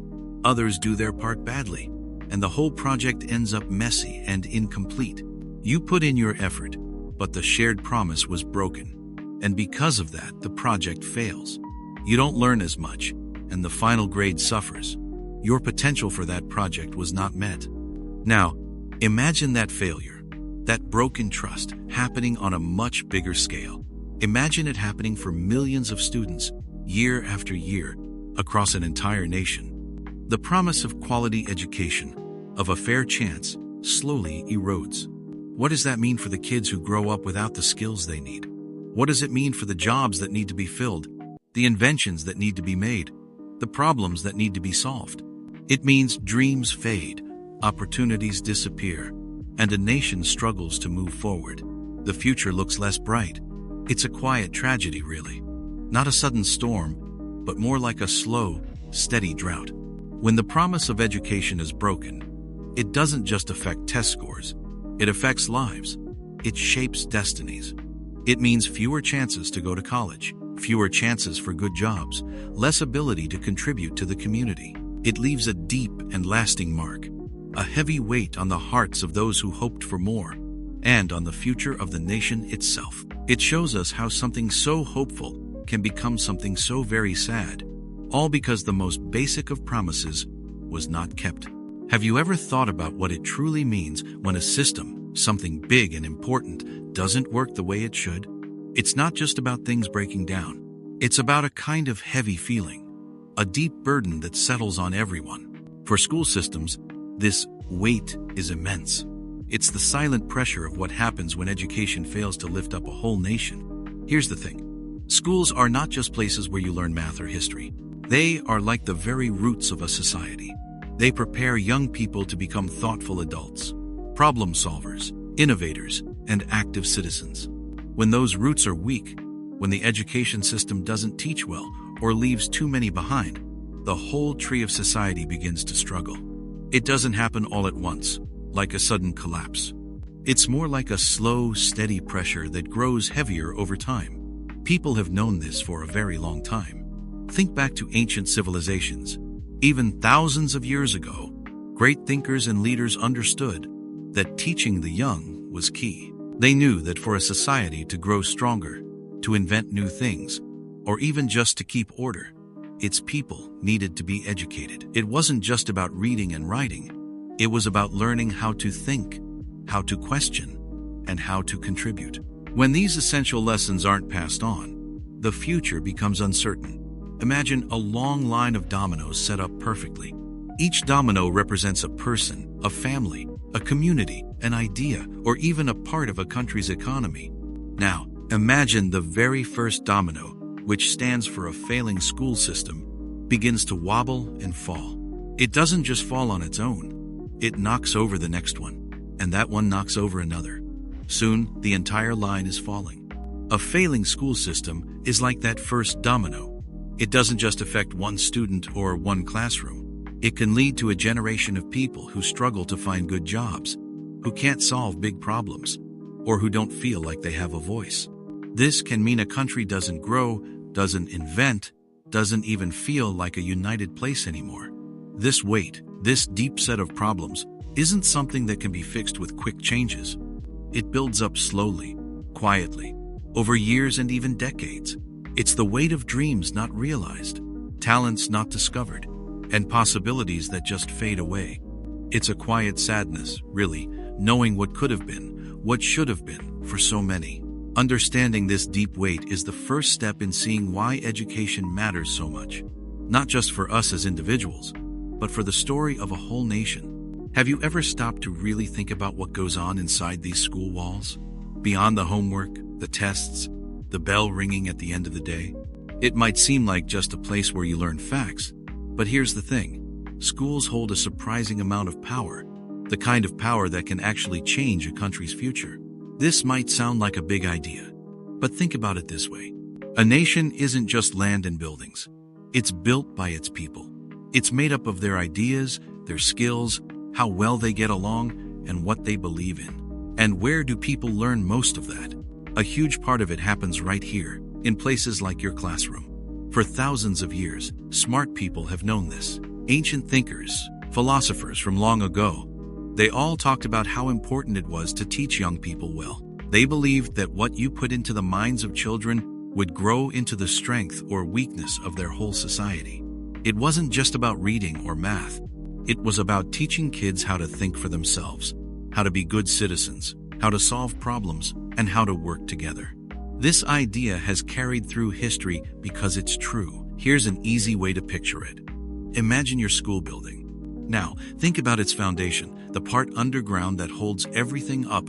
If that foundation is weak, if it's cracking or crumbling, then no matter how fancy the paint is on the walls or how nice the desks are, the whole building is in trouble. It might lean, it might shake, and eventually, it might even fall apart. Well, a country's education system is a lot like that building's foundation. It's not always seen or noticed, but it's holding everything up.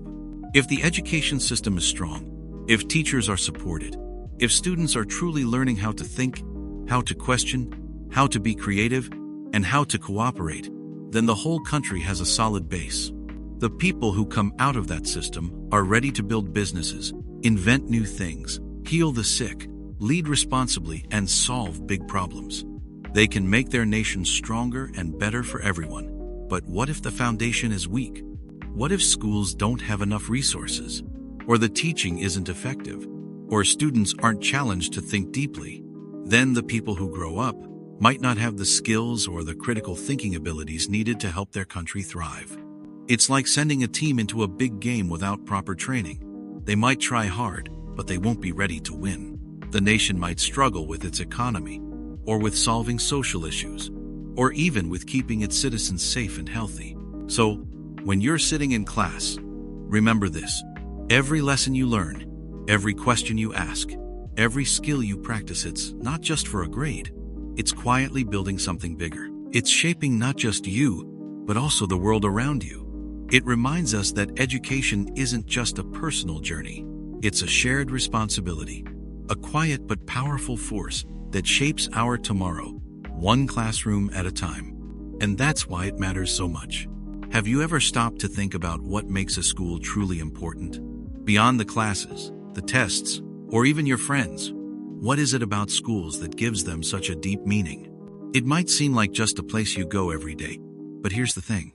Every single school, big or small, old or new, holds a kind of power. It's a power to shape not just one person, but an entire nation. Think about it like this. A nation is a huge, living body. It has many parts. Its people, its ideas, its history, its hopes. And just like your own body needs all its organs to work together, a nation needs all its parts working well to be healthy and strong. Schools are like the vital organs of that national body. They might not look exciting, but without them functioning properly, the whole system struggles. For centuries, smart thinkers, from ancient Greek philosophers like Plato to the people who helped build early America, understood this idea. They believed that educating young people wasn't just a nice thing to do. It was absolutely essential for a society to survive and grow.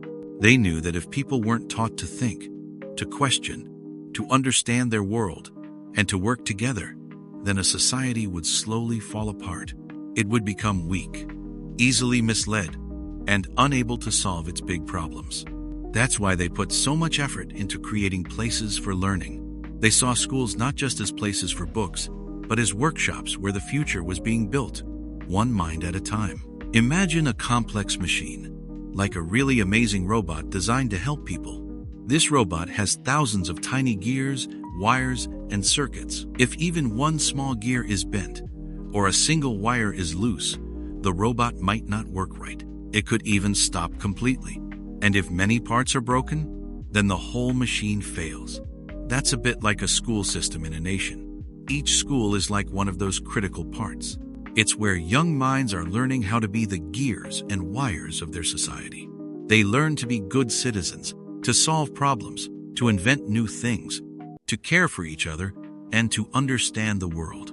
If a single school fails to do its job, it's like a critical gear breaking in the nation's machine.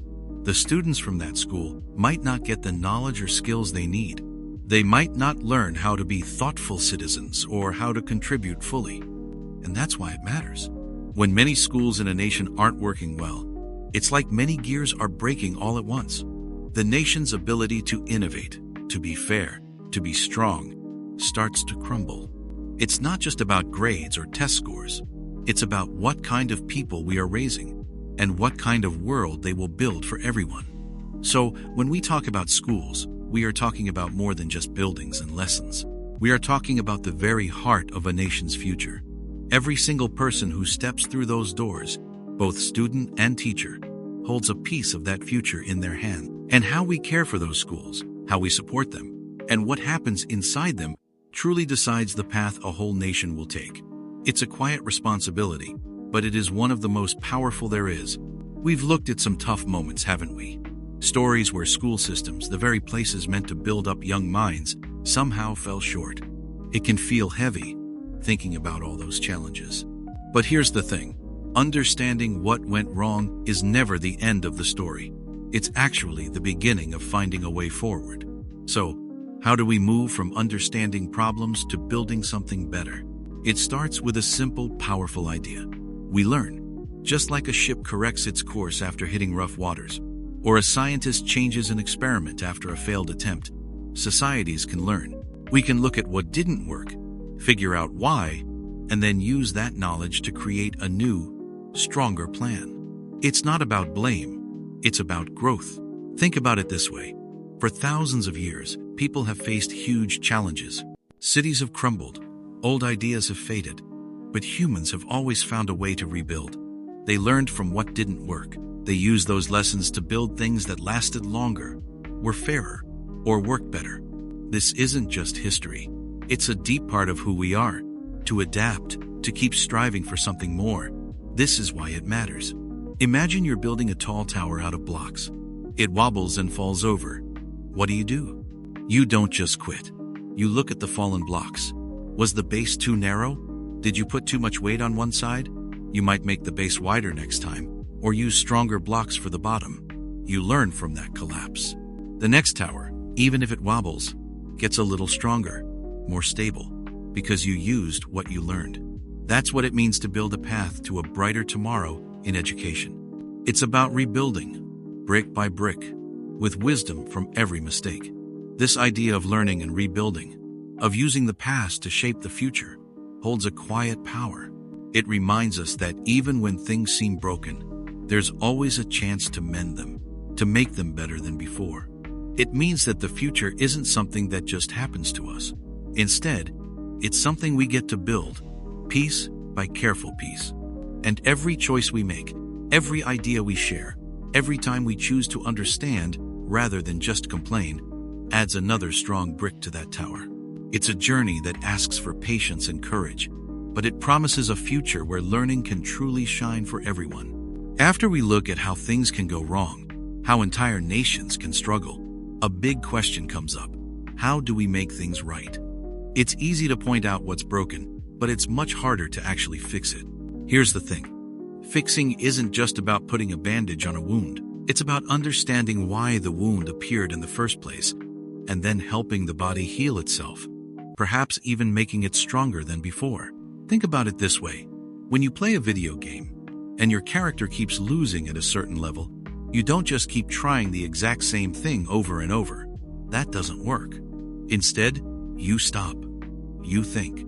Maybe you try a different strategy, learn a new skill, or even go back to an earlier level to gain more experience. That's what fixing something big, like a school system or even a country, often looks like. It's not about quick fixes or just wishing problems away. It's about careful thought, learning, and often starting over in smart ways.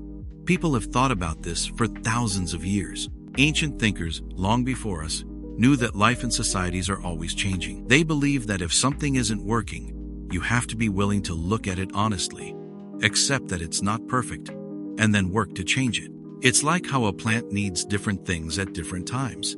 A tiny seed needs gentle watering, but a full-grown tree might need strong pruning to grow healthier. What helped it at one stage might hurt it at another. This idea applies to everything, including how people learn and grow together in a country. Imagine your favorite team loses a big game. They don't just give up, they go back to practice. They watch videos, they try new plays, they talk about what went wrong. They might change how they communicate or how they train. They aren't just trying to win the next game. They are trying to understand the deeper reasons they lost and build a stronger team for the future. That's the kind of deep, patient work it takes. And that's why it matters. Fixing something broken, especially something as complex as a school system or a nation, takes courage. It takes people willing to look at uncomfortable truths. It takes a willingness to try new things, even if they might fail at first. It takes patience, because real change doesn't happen overnight. It takes listening to everyone involved, from the students to the teachers to the parents and the leaders. But here's the most important part. Fixing isn't about going back to what was, because what was, in some ways, led to the problem. It's about building something new and better, something that truly serves everyone. It's about creating a future where all young minds can flourish, where everyone has a chance to learn and grow. It's a quiet hope, a steady effort, and a belief that even the biggest challenges can be met with thoughtful action and a shared will to make things right for all of us. Have you ever wondered why we spend so much time looking at things that went wrong? It might seem a bit sad, or even pointless, to study failures. But here's the thing. Understanding how things fall apart is often the best way to learn how to build them stronger. When we talk about school systems that failed entire nations, it's not about pointing fingers. It's about finding wisdom in the hard lessons of history. Think about it. From the very beginning, humans have learned by doing, and often by messing up. Early humans tried different plants to eat. Some made them sick, and they learned to avoid those. They built shelters that sometimes collapsed in storms, and so they learned new ways to make them stand firm. This process of trial and error is how we've made progress. It's how knowledge grows. We don't just move forward. We learn how to move forward, often by studying what made us trip and fall. Philosophers and thinkers throughout time have talked about this idea. They knew that true understanding often comes from examining mistakes. It's not just about what worked, but also about the things that led to ruin or stagnation. The past is like a giant library of experiments. Some were successful, but many were not. Each unsuccessful experiment, each past mistake, holds valuable clues about what to do differently next time. It shows us where the limits are, where the dangers lie, and what pathways lead to dead ends. Imagine you're an engineer, tasked with building a complex bridge. You look at old bridge designs. Some were sturdy and stood for centuries, but others, you learn, collapsed during their first big storm or heavy load. Do you ignore the collapsed bridges? Of course not. you study them even more closely than the successful ones. You want to know why they failed. Was the material weak? Was the design flawed? Did they ignore the forces of nature? By understanding the weaknesses, you can design a new bridge that avoids those exact problems. You learn to build it safer, stronger, and more reliably, not by hoping for the best, but by learning from the worst. And that's why it matters when we look at school systems that stumbled or completely failed. These aren't just stories of historical misfortune. They are like blueprints of collapsed bridges. They show us what happens when education becomes unfair, or when critical thinking isn't valued, or when access to learning is denied. They show the terrible consequences of neglecting knowledge or twisting it for harmful purposes. We can see how a focus on rote memorization might kill creativity, or how ignoring certain groups of students can create deep divides in a society. So, when we explore these difficult stories, we're not just looking back at sadness, we are gathering vital lessons. We are understanding the foundations of a truly strong and fair education. We are learning how to build systems that uplift nations, not bring them down. This knowledge helps us recognize danger signs in the present and gives us tools to shape a future where learning empowers everyone, creating a world that is wiser, kinder, and more just. So, after all we've heard about schools struggling and sometimes failing nations, you might be asking, what does any of this have to do with me? It's easy to think of a school system as this huge, distant thing, like a giant machine running on its own. We often talk about the system as if it's separate from us, a thing that just is. But here's the thing. Schools, even the biggest ones, are not just buildings or rules. They are living things, made up of people. And because they are made of people, we are part of them. Every single one of us has a role, whether we realize it or not. Think back to the earliest times, long before classrooms and textbooks.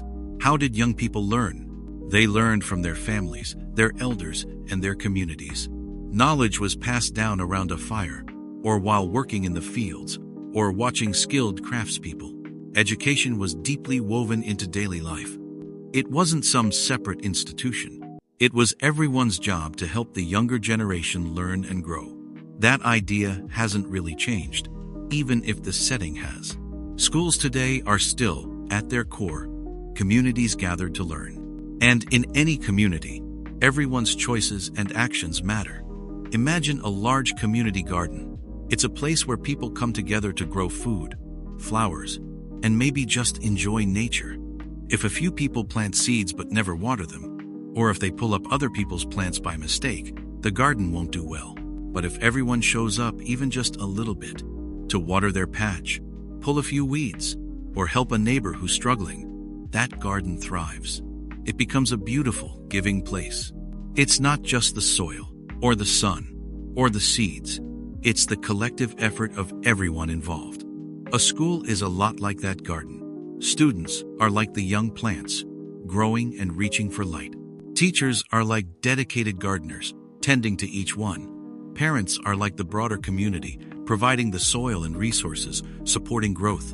And beyond them, the people who work in the school, the leaders, and even the people who make laws about schools, are all part of the watering and weeding. If a school system struggles, it's not because one part broke. It's because the collective care, or lack of it, shaped what it became. So, what is our role? It means showing up. It means asking questions when something doesn't make sense. It means trying your best, even when it's hard. For students, it means engaging with your learning, treating your classmates and teachers with respect, and taking responsibility for your own journey. For parents, it means being involved, speaking up when you see problems, and supporting the school's efforts. For everyone in the community, it means valuing education, understanding its importance, and supporting the people who work in schools. It means seeing a school not just as a place for them, but as a vital part of us. The truth is, making schools better is not about waiting for someone else to fix things. It's about each of us understanding that we are part of the solution, every day, in small ways and big ones. It's about recognizing that the future of a nation, the strength of its people, truly begins in its classrooms. And the quality of those classrooms, the life in those school buildings, depends on how much we all care, how much we all contribute, and how much we are willing to grow together. It's a quiet truth, but a powerful one. The seeds of a better future are planted by our own hands.